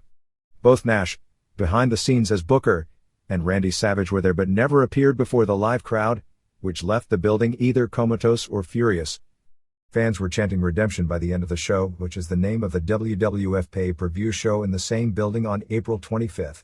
Lash LaRue beat Super Calo in what was reported as a very good match. Everyone is high on LaRue as a future star, and the Mexicans have long since been destroyed by the booking patterns. Mike Enos and Bobby Duncombe Jr. beat Meng and Barbarian in a terrible match which ended when Meng and Barbarian split up and went at it. This made a lot of sense to the fans live since they came out later, as part of the live show, and worked as a team without even hinting dissension. David Taylor and David Finlay beat Chavo Guerrero Jr. and Billy Kidman in another good match when Chavo dropkicked Kidman, who was pinned by Finlay. After the match they did an angle backstage where they fought each other to build up their cruiserweight title match at Super Brawl. The live show began. They opened by revealing the end of the Nitro cliffhanger involving Chuck Zito, Hogan, and David Flair. Nothing happened. The band guys were in the limo making fun of Vince, as in Vince McMahon, saying that his ego is so big he wants to be world champion, and Adam said if Vince was world champion it would kill the business. It would have been funny if the line was delivered by a guy who is at the top of the list of those killing the business right now. Chris Jericho beat Scotty Riggs in 14:36 with the Lion Tamer. Good match but way too long for anything involving Riggs on television. Riggs' eye was fixed. It's explained that Raven never let him go to a doctor, but when he left the flock, they found out his eye was okay. Okay, so why was he wearing the patch if his eye was okay? Mysterio Jr. and Conan beat Disorderly Conduct in 4:56 when Mysterio Jr. pinned Tough Tom with a springboard off Conan's back into a Hurricane Rana. They worked together a lot better than you'd think. Norman Smiley beat Disciple with a chicken wing in 6:31. The idea of seeing Disciple trying to wrestle a match was hilariously bad. Horace Hogan and Adams beat Meng and Barbarian in 16:43. That's what the clock said. I thought it was lasting about 6 weeks. I kept falling asleep and would wake up and they were still there. It was like being in the movie Groundhog Day, except I wasn't getting a chance to score with Andy McDowell. Vince stole Stevie Ray's slapjack and gave poor Barbarian this horrible shot he had to sell. Then Horace delivered the worst-looking elbow drop off the ropes on Barbarian for the pin. As it turned out, the Advanced Auto Parts segment was the best part of the show because we at least saw some cool-looking monster truck spots. Stevie Ray was pissed since Vince stole his slapjack. Bigelow beat Jerry Flynn in 4:44 with the greetings from Asbury Park. There was a brawl backstage where Stevie Ray was choking Vince. This was meant apparently as a spoof on this incident 6 years ago where Kevin Waycalls, who wrestled as Nails, jumped on Vince McMahon and was choking him out because he was mad about an $8,000 payoff for the Wembley Stadium show. See, Waycalls was backstage in Minneapolis and you get the drift. DDP beat Glacier, who will be dropping the gimmick soon, in 3:21. And get this main event, Hennig and Wyndham beat Duncombe and Enos in 10:53 when Hennig pinned Duncombe after Wyndham lariated him. It was real bad. After the show they taped a too-long Disco Inferno over Chris Adams with the Chartbuster match. Shiner beat Kenny Chaos and the TV main event was Benoit and Malenko beat Van Hammer and Kaz Hayashi. Show ended when Goldberg pinning Bigelow in a dark match in 2 minutes. Psicosis has been gone of late due to a family emergency as his wife lost her baby. Hector Garza's knee has been messed up and he's been limping due to apparently a problem with his knee operation. New ref Johnny Boone is the guy who played Conan in the Jericho JFK assassination skit. He's not related to the late Brady Boone, whose spot he was given. In the UK on January 15, Nitro and Raw were deadlocked each with 300,000 viewers. On January 22, Nitro beat Raw 290,000 to 240,000, but the live airing of the Royal Rumble that week at 1 a.m. drew 310,000 viewers in the UK, which was more than Nitro or Raw did in prime time. First day ticket sales for the March 1st Nitro at the Dean Dome in Chapel Hill, North Carolina were $13,186 for $304,935 with about 3,000 tickets remaining. Flair made a proposal to Bischoff and Hogan to get the title at Super Brawl and then he'd drop it at the Dean Dome, figuring it would work politically since Hogan gets to win the title from Flair in Flair country. It was nixed at the time by Bischoff, who didn't want the title change. Randy Savage will be doing a cameo for an NBC TV series, not sure which one, being filmed this week. Wildcat Willie was fired. He's been getting booed in most of the cities when he'd do his routine. There was talk of Rick Rude being groomed to be a heel announcer on Thunder, although he was said to be beyond awful doing the backstage blast on March 1st. I guess that means he'll probably get the Thunder slot. They are adding 8 new Nitro girls, since they want to get them involved in doing more autograph sessions, since they regularly show up unlike many of the wrestlers. Marcus Bagwell has gotten limited clearance to start wrestling. Jenny Jones will be doing a taping on February 11th, not sure of air date, with Bagwell, Jimmy Hart, Perry Saturn, Billy Kidman, and Disco Inferno. Donnie and Marie's show on February 10th will be taping a segment with Sting, Conan and DDP.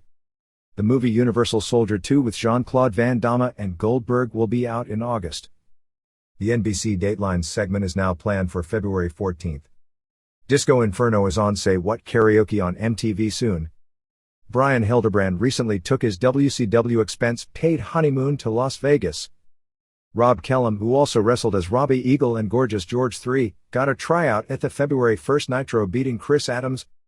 Dick Bayer is taking a youth wrestling team on a one-week tour of Japan in August, and there is a good chance that Reed Fleer will be on the U.S. team, which would mean Ric Flair would accompany him.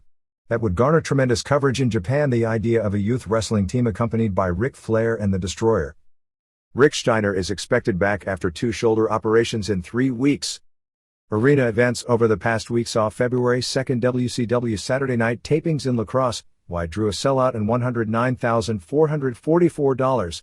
February 3rd in Madison, Wisconsin drew 4,531, paying $79,152. February 5th in Durham, North Carolina drew 5,243, paying $89,500. February 6th in Utica, New York drew a sellout 3,888, paying $80,017, and February 7th in Cleveland drew 11,541, paying $211,830. Merchandise for the period from January 29th through February 8th was $579,069 or $6.31 per head. Madison was said to be really bad as fans thought no effort was being put out, plus the last house show in that city was a WWF Raw taping, and when you see this lineup, you'll understand what the difference must have been. The undercard was Chris Adams vs. Barry Darsow, which went 20 minutes, Finlay vs. Riggs, Hennig vs. Malenko with double interference leading to Hennig and Enos vs. McMichael and Malenko, T vs. Jericho, and ending with Goldberg squashing Bigelow in 2 minutes. Luger vs. Ray and Goldberg vs. Bigelow were the only matches advertised. Luger wasn't there due to the bicep injury, but no announcement was made. Durham and Utica both had Hennig losing to Bigelow and Flair and Benoit and McMichael over Horace and Ray and Adams as the top matches. Flair and Benoit actually made the 6-man's decent. Ernest Miller jobbed for Jerry Flynn in both Utica and Cleveland, so his push looks to be over and it's about time. Cleveland had the same Horseman vs. Bando 6-man, but it was in the middle of the card as they added Page, beating Hennig, Sting beating Hart, and brought back Goldberg over Bigelow. Hall and Nash both were advertised but not there. Nash was advertised against Goldberg and Hall was advertised against Sting. A correction from last week. The actual crowd and gate for January 30th at the Forum in Los Angeles was a sellout 16,348, paying $302,045.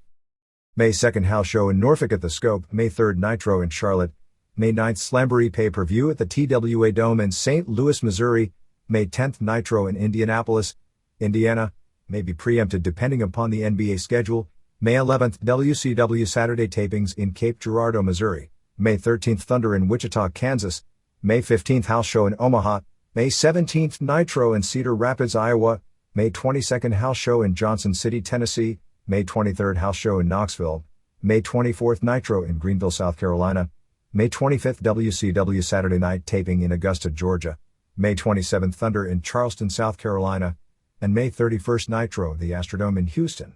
House shows on March 19th in Chicago and March 20th in Milwaukee have Flair vs. Hogan, Sting vs. Hart, Goldberg vs. Unknown, Conan vs. Hall, Benoit and Malenko vs. Wyndham and Hennig, Kidman vs. Ray vs. Juvie Triangle, McMichael vs. Norton, and Chris Adams vs. Prince Iaukea. March 27th in Auburn Hills is Flair vs. Hogan, Page vs. Steiner, Goldberg vs. Conan vs. Hall, Benoit and Malenko vs. Wyndham and Hennig, Saturn vs. Jericho, T vs. Bryan Adams, Juvie vs. Ray vs. Kidman Triangle, and Miller vs. Iaukea. March 31st Baltimore and April 3rd Boston is Flair vs. Hogan, Sting vs. Hart, Goldberg vs. Conan vs. Hall, Benoit and Malenko vs. Wyndham and Hennig, Ray vs. Juvie vs. Kidman Triangle, Riggs vs. Finlay and Lismark Jr. vs. Smiley. As far as the Jericho situation goes, he was in Buffalo but told he wouldn't be used at Nitro. There are rumors that he is going to be receiving a $750,000 offer, but to the best of my knowledge, he hasn't actually received the offer. It doesn't appear likely that WWF will match the offer or probably even come that close, but the WWF also has some obvious advantages when it comes to someone in his position. Benoit and Malenko may not be winning the tag titles at the Super Brawl because it would violate one of WCW's most time-honored principles. Benoit always does the job on pay-per-view, but if they don't, they will end up with them sometime shortly thereafter. WCW Saturday Night on February 6th drew a 2.5 rating. WWF. It has been rumored that WrestleMania will wind up being some sort of a three-way deal with Austin, Rock and Mankind for the title. The way it appears to be situated at this point, which of course can change, is probably for an Austin vs. Mankind singles match with the winner going on to face Rock. With Undertaker being turned back face, it'll be Taker vs. Big Boss Man most likely, and probably a three-way match for the IC title with Shamrock, Billy Gunn, and Val Venus. Road Dogg is expected to be checked into rehab this week. It looks likely that he'll be out through WrestleMania. It is probably no secret to anyone paying close attention to the flip side of all this current media attention is that the drug issue is going to become a big thing before the year is out, if not before the summer. WWF did some drug testing over the past week and Road Dogg went to management asking for help with his problems. His match with Al Snow is off the Valentine's Day pay-per-view and the plan is to shoot some sort of an angle on the live heat show to give Snow a new opponent. Road Dogg suffered a scare in Madison Square Garden when the ring ropes were loose and he took an unplanned bump over the top, landing on his head in a six-man with DX vs. Undertaker and acolytes. His right arm went totally numb, and Taker brought him into the ring and immediately pinned him. They held up the show for 15 minutes, put him in a cervical collar and rushed him to the hospital, although he was out of the hospital later that evening and went to Toronto for TV but only did an interview and was kept off wrestling because of the injury. Mark Henry has a torn tendon in his knee, but is going to appear in Memphis for the tag title match, Jarrett and Hart vs. Brown and Henry, but it's probably a similar situation to Luger in that Brown is going to have to work most of the match. The Giant officially starts under contract on February 10th and will be appearing at the Toy Fair for the WWF on the first day. He may be debuting as soon as the pay-per-view in Memphis or the subsequent tapings, although his first major match won't be until Mania at the earliest. He may also be held off because, due to the major liposuction, he's been unable to train, so he's not in good condition and he's still way too heavy and there is a school of thought that there is no point rushing his debut until he's gotten himself in top shape since so much is being invested in him, when business is so great with him or without him. The WWF CD moved up to number 17 on the Billboard charts this week, having sold 62,723 units. RCA Records is going to re-release a 1993 WrestleMania, the album with entrance music of the top stars of that era, on March 8th in conjunction with WrestleMania. WWF is publicly claiming that Royal Rumble did a 1.88 buy rate and 700,000 total buys, which would be a $9 million company gross on the show. The claim is that it is the second biggest pay-per-view in company history, trailing only WrestleMania from last year. Of course, in the late 80s and early 90s they were constantly claiming all the PPVs did 750,000 to 900,000 buys. The 700,000 claim is where the idea of being a bigger pay-per-view draw than Tyson as said on Raw came in.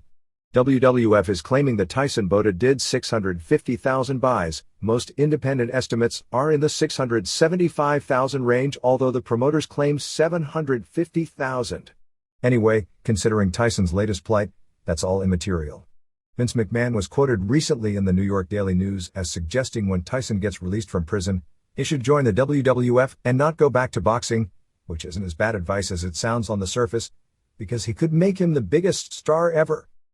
There's a lot of internal heat regarding Sable these days. Both Sable and Mark Marrow asked for their release from their newly signed contracts but were turned down, as WWF feels it's going to gain a ton of exposure from Sable's Playboy cover, which comes out in early March. Sable, Deborah and Chyna were on a TSN show this past week, and somewhere in the debate the working turned into a shoot and feelings on both sides were ruffled. I didn't see the show so this is secondhand, but it went something like the host asking Chyna why she wasn't WWF Women's Champion.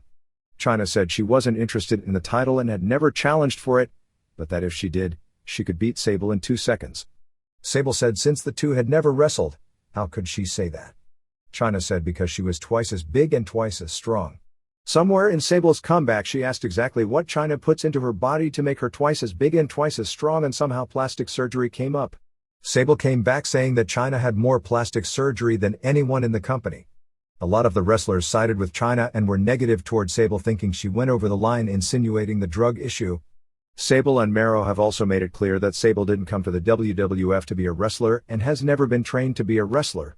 Apparently she received a ton of money from Playboy, which gives her some independence she didn't have before. I'd say it's a very good bet that Luna will be winning the title from Sable, although if it happens before Playboy has its run, you should come to the conclusion things are in an even worse state.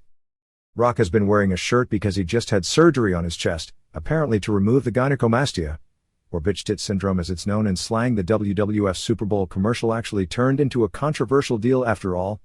Two right-wing religious groups, the American Family Association and Morality in Media Incorporated, have complained about the commercial because of the brief spot of a couple in an embrace that appeared to be making out while at the office.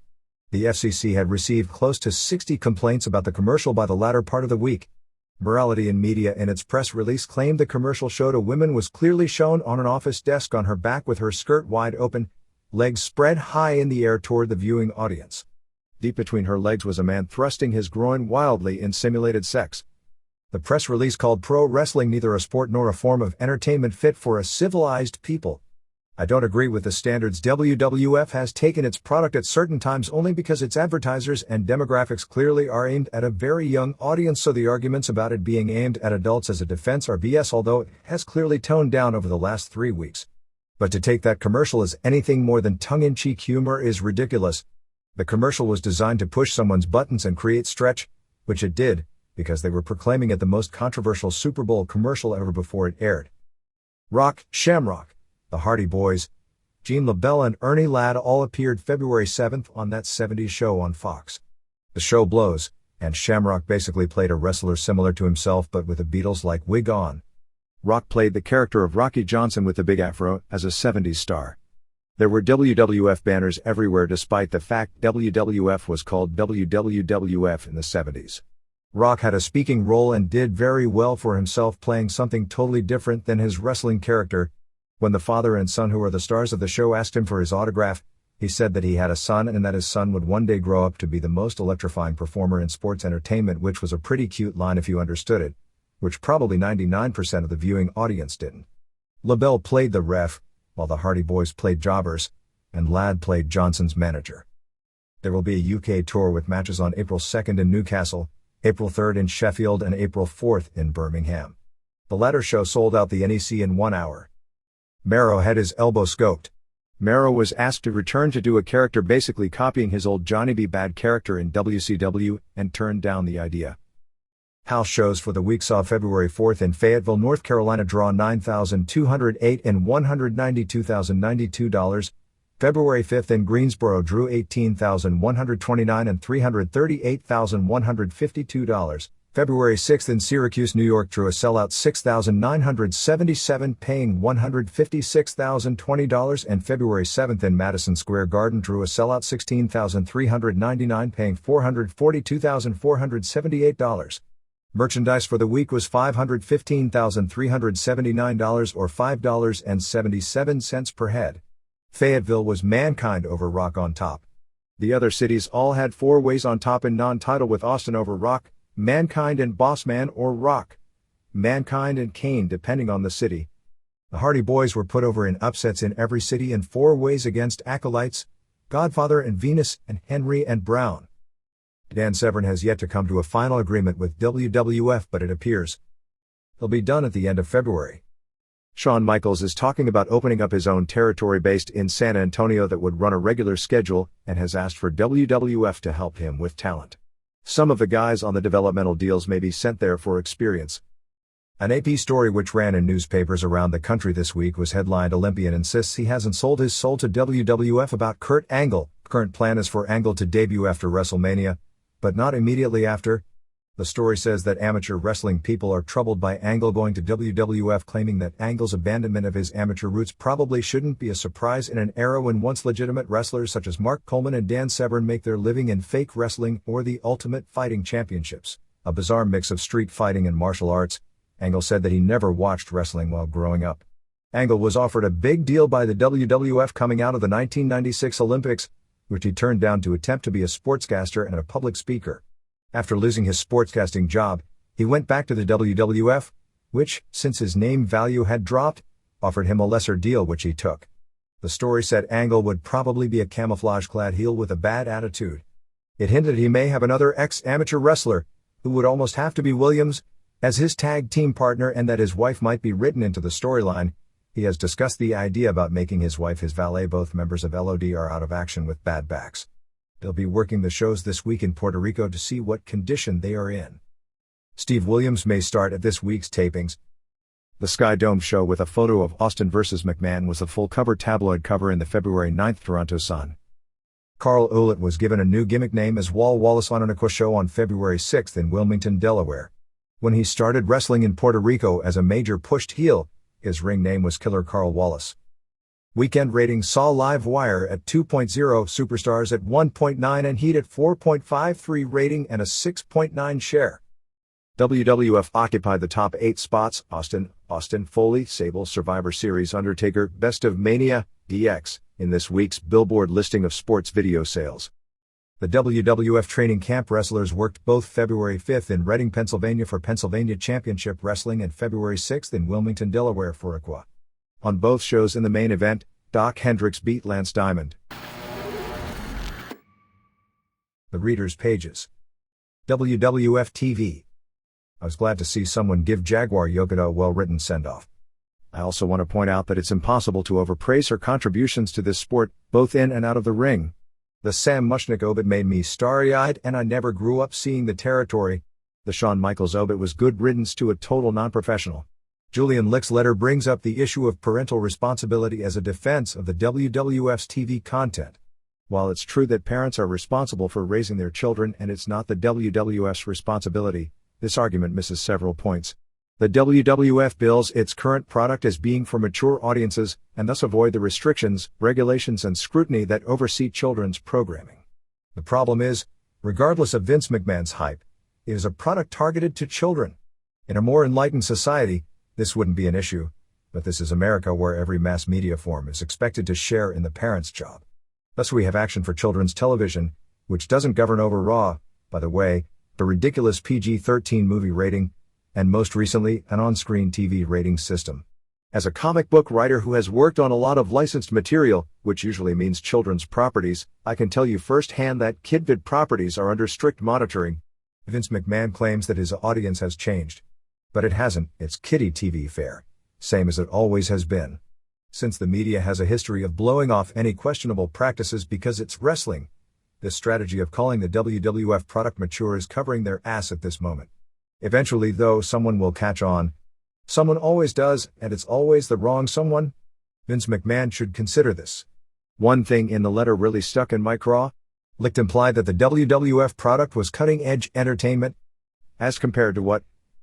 Cutting-edge in-ring wrestling? It can't be that. Cutting-edge angles and characters? Paul Heyman's booking has hits and misses, but more often than not his material is clever. I don't think DX pissing on the crowd with a super soaker is anyone's idea of being clever, or being funny. Frank Strom. Revere, Massachusetts. After attending the Royal Rumble and the WCW house show 6 days later in Los Angeles, it was very noticeable how both companies are different when it comes to who watches and attends the shows. The WWF card was like going to a 21 and over club. There were way more adults than kids. There was more foul language from the fans. The WCW event was like going to a Power Rangers or Rugrats opening. Mainly the adults, there were parents of younger fans. But in all honesty, the WCW house show was way better than the WWF pay-per-view show. I have no problem at all with the new direction of the WWF. McMahon changed his company to fit the changes in the times. The WWF is no more violent, sexual or has more foul language than music videos, TV shows or movies out there. True, it shouldn't be a part of wrestling, but then again, do you really want to hear a song that has fuck, motherfucker, bitch or hoe every second or third word? No, but it's still out there. Parents shouldn't put heat on the WWF for their children's actions. While watching the Super Bowl, there were players doing the crotch chop. The Fox Network primetime cartoon after the Super Bowl had a baby wanting to kill his family.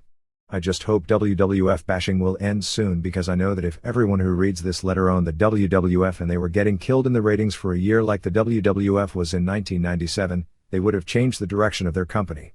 Maybe not in this direction, but damn close to it. If you don't like Gilbert, you can watch Goldberg. If you don't like Kama's Hose, watch the Nitro Girls. If you don't like hearing "I'm gonna whip your ass," you can hear "I'm gonna kick your butt." And if you don't like seeing action, you can watch Nitro. Travis Berry, Los Angeles, California. Response from Dave Meltzer. Clearly, for whatever reason, the audience difference at the two shows in Los Angeles is an aberration. WCW reaches an older demographic than WWF. If you take those 17 and under out of the equation, Nitro still beats Raw most weeks. Raw wins largely because it kills Nitro with teenagers and beats them by a closer margin among very young children. Nitro audience is usually about 22% kids, while Raw, even though it starts an hour later, is about 35%. Baba. Excellent piece on Baba. If I were you, I'd emphasize more of the following points. Giant Baba as a human freak show. I'm afraid you still haven't seen the Andre the Giant A&E special yet. Almost the same story applied to Baba. He had been told by many doctors that he wasn't going to live a long life. He challenged that notion his entire life. Like with many midget wrestlers, Baba and Andre, they realized that pro wrestling would be the only profession they could work in because of being freaks. His conditioning, being an excellent athlete and a national treasure. The Iron Man aspect of his career needed to be emphasized more. When he hit 50, people would say surely Puroresu is fake because a 50-year-old man is still performing. But he became more of a legend at that point because reporters realized just how hard it is to be the Iron Man of wrestling, performing every night without a miss, especially considering his size. I once wrote a chapter entitled "Who Broke Kayfabe?" listing the UWF, Antonio Inoki, Baba, and Atsushi Onita. The UWF movement exposed that what we've been enjoying for years were not shoot matches but just simulated fights derived from martial arts. At 50 years old, Baba exposed Puroresu couldn't be a real sports competition, even though as a promoter he presented the most believable pro wrestling product in the world in his main events. The fact is that large parts of the public to this day are still convinced that the All Japan main events are real, even though they know that not everything in All Japan is real. Baba was an irony on many different levels. His no steroid, no booze lifestyle. The physical freak still lived healthy until the age of 61 due to his superb conditioning. That's a lesson for today's wrestlers. How many normal-born men can survive that long due to the chemical age? The fear of getting older and losing power. When a television documentary was done when Baba hit his 60th birthday last year, the key part was the fear of losing power. An old wrestling reporter was asked on the interview to answer why Baba, at 60, was still performing in the ring. The answer was because of fear. This relates to the Japanese wrestling community's old notion that the booker has to be an active wrestler. The same story applies to Riki Choshu, by the way. We believe that Baba possibly knew he was suffering from cancer about 5 years ago when he quit smoking the cigars. The past 5 years was basically a bonus life for him. 1998 was an embarrassing year for him in the ring in the eyes of insiders. He, as a human freak show, had nothing else to do but wrestle. More about the negative side of Motoko, Bad Cop, and Shohei Baba. For example, did they really have eyes to select Gaijin stars as compared with New Japan? His NWA ties were significant. All Japan always relied on established foreign stars. New Japan many times created superstar monsters from scratch. More real examples from the locker room. When Ted DiBiase returned to Japan after being the $1 Million Man, he was so used to the US style of complaining that he couldn't survive long. Rob Van Dam or Sabu could say "I'm the whole F" in show in a small promotion, but when they talked like they were stars to Motoko, they were finished. Tadashi Tanaka. New York, New York. Response from Dave Meltzer. On DiBiase's final All Japan tour, he suffered a serious neck injury the first or second night of the tour, which basically wound up ending his career. He was well familiar with All Japan dressing room protocol, but physically, the All Japan style had gotten much harder since he left, and he had gotten used to the much easier WWS style, and at his age, his body simply broke down before he could make the adjustment. Congratulations for the great story on Baba. In his 3 games with the Yomiuri Giants in 1957, he pitched much better than his 0-1 record would suggest. In 7 innings he allowed only 5 hits and 1 run, scored on a sacrifice fly, struck out 3 and walked 0. The humor in your analysis of the Monday night TV shows is great. Who would believe it would take a full week to find out what happened with Hulk Hogan and David Flair? I guess they need something to boost their ratings against the dog show. The following week they may get their first medical report on the condition of Kimberly. If the announcers don't feel like idiots when they are doing the show, they are idiots.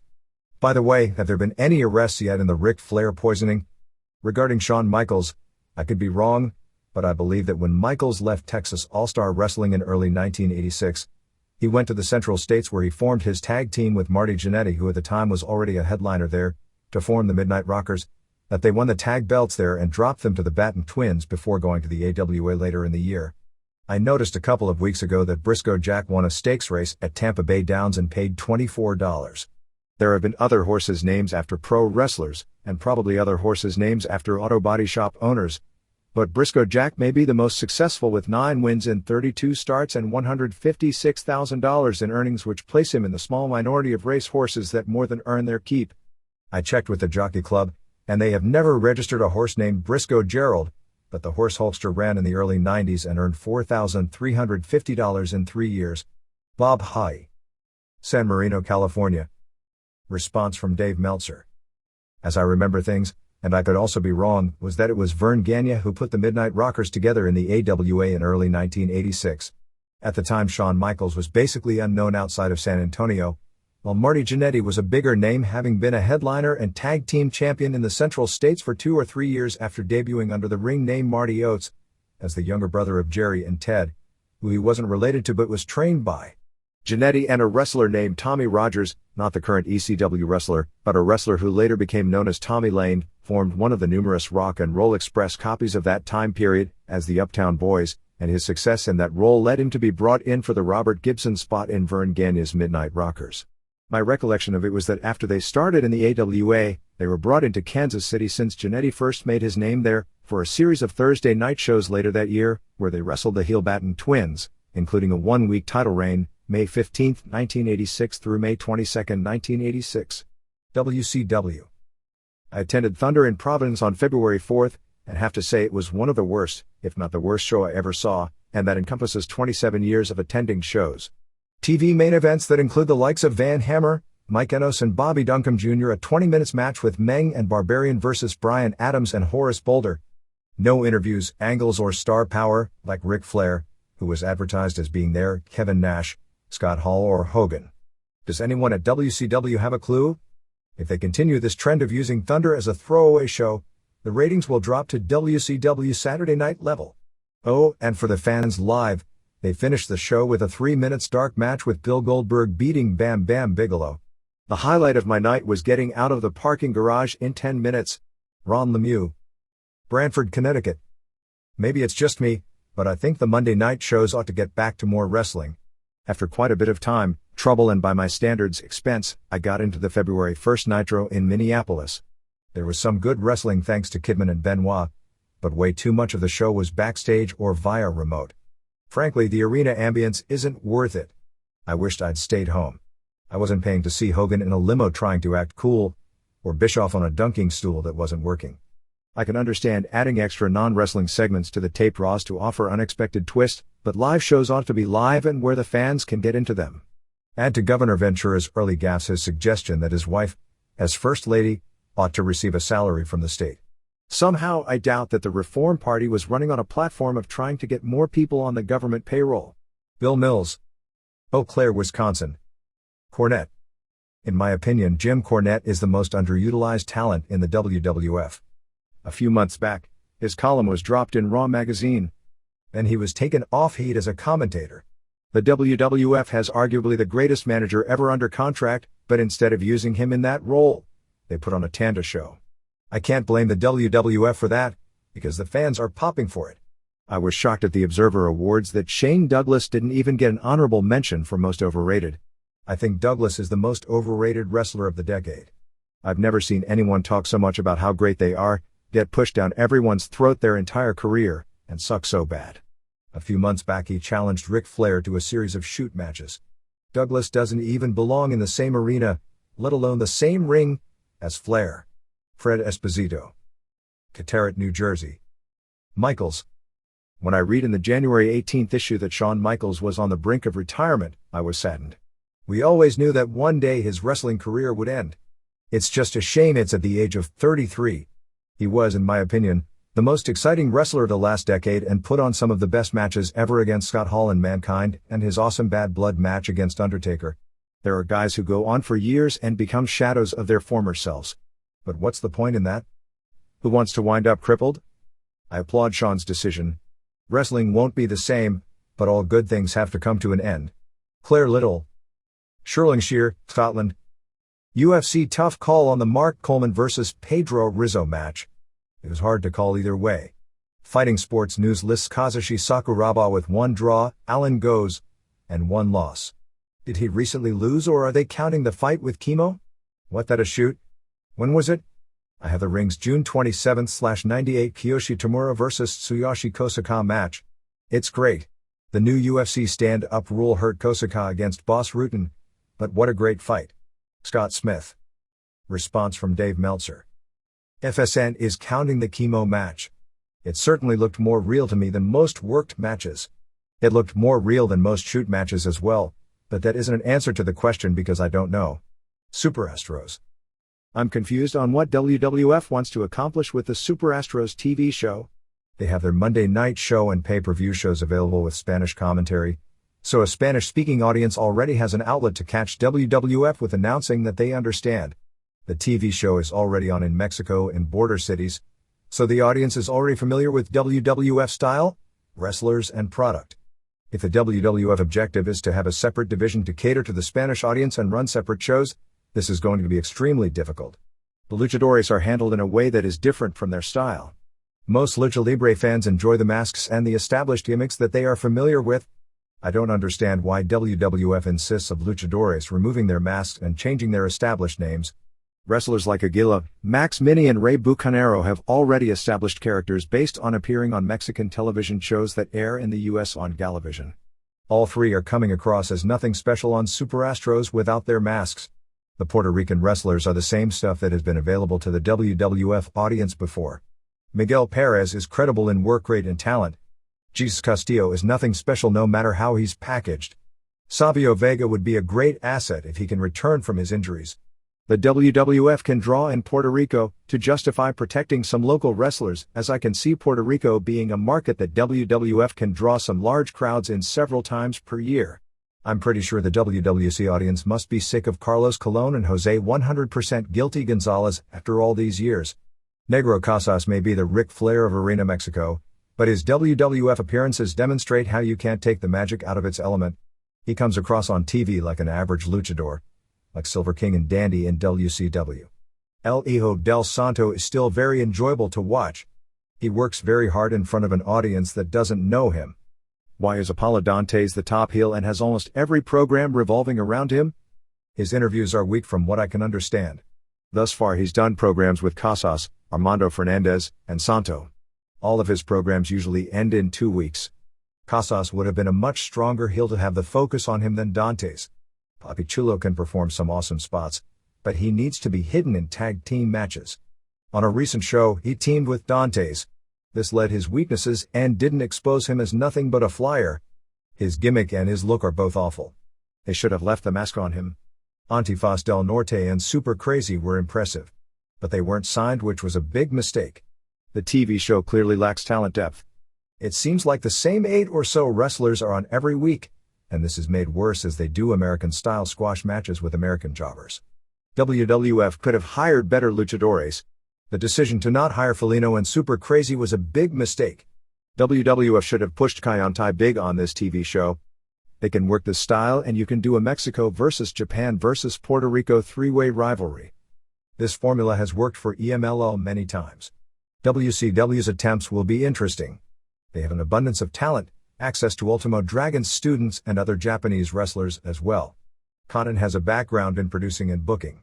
I'm leery on running this as a separate house show entity. The credibility of many of the top stars has been destroyed in this market by WCW. Thus far there has been very little crossover audience in drawing Lucha Libre fans to WCW shows to see Rey Mysterio Jr., Eddie Guerrero or Conan. Running Lucha Libre shows in the US has been on the decline since 1995, due to not having the television to draw and build from. Eric Bimbin.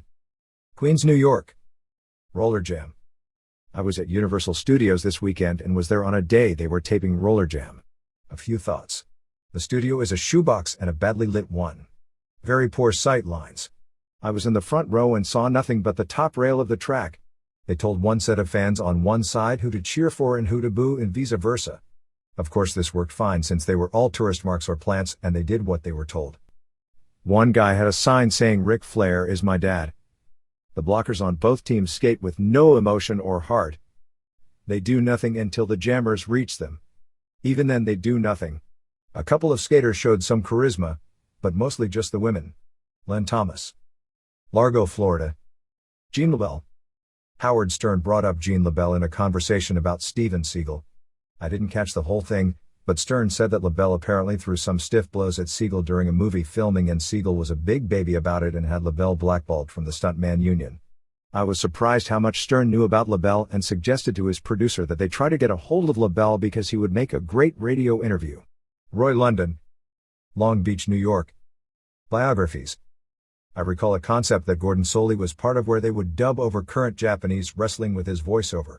What is the status of that or other programming of that type? I just finished watching the Jesse Ventura bio on A&E.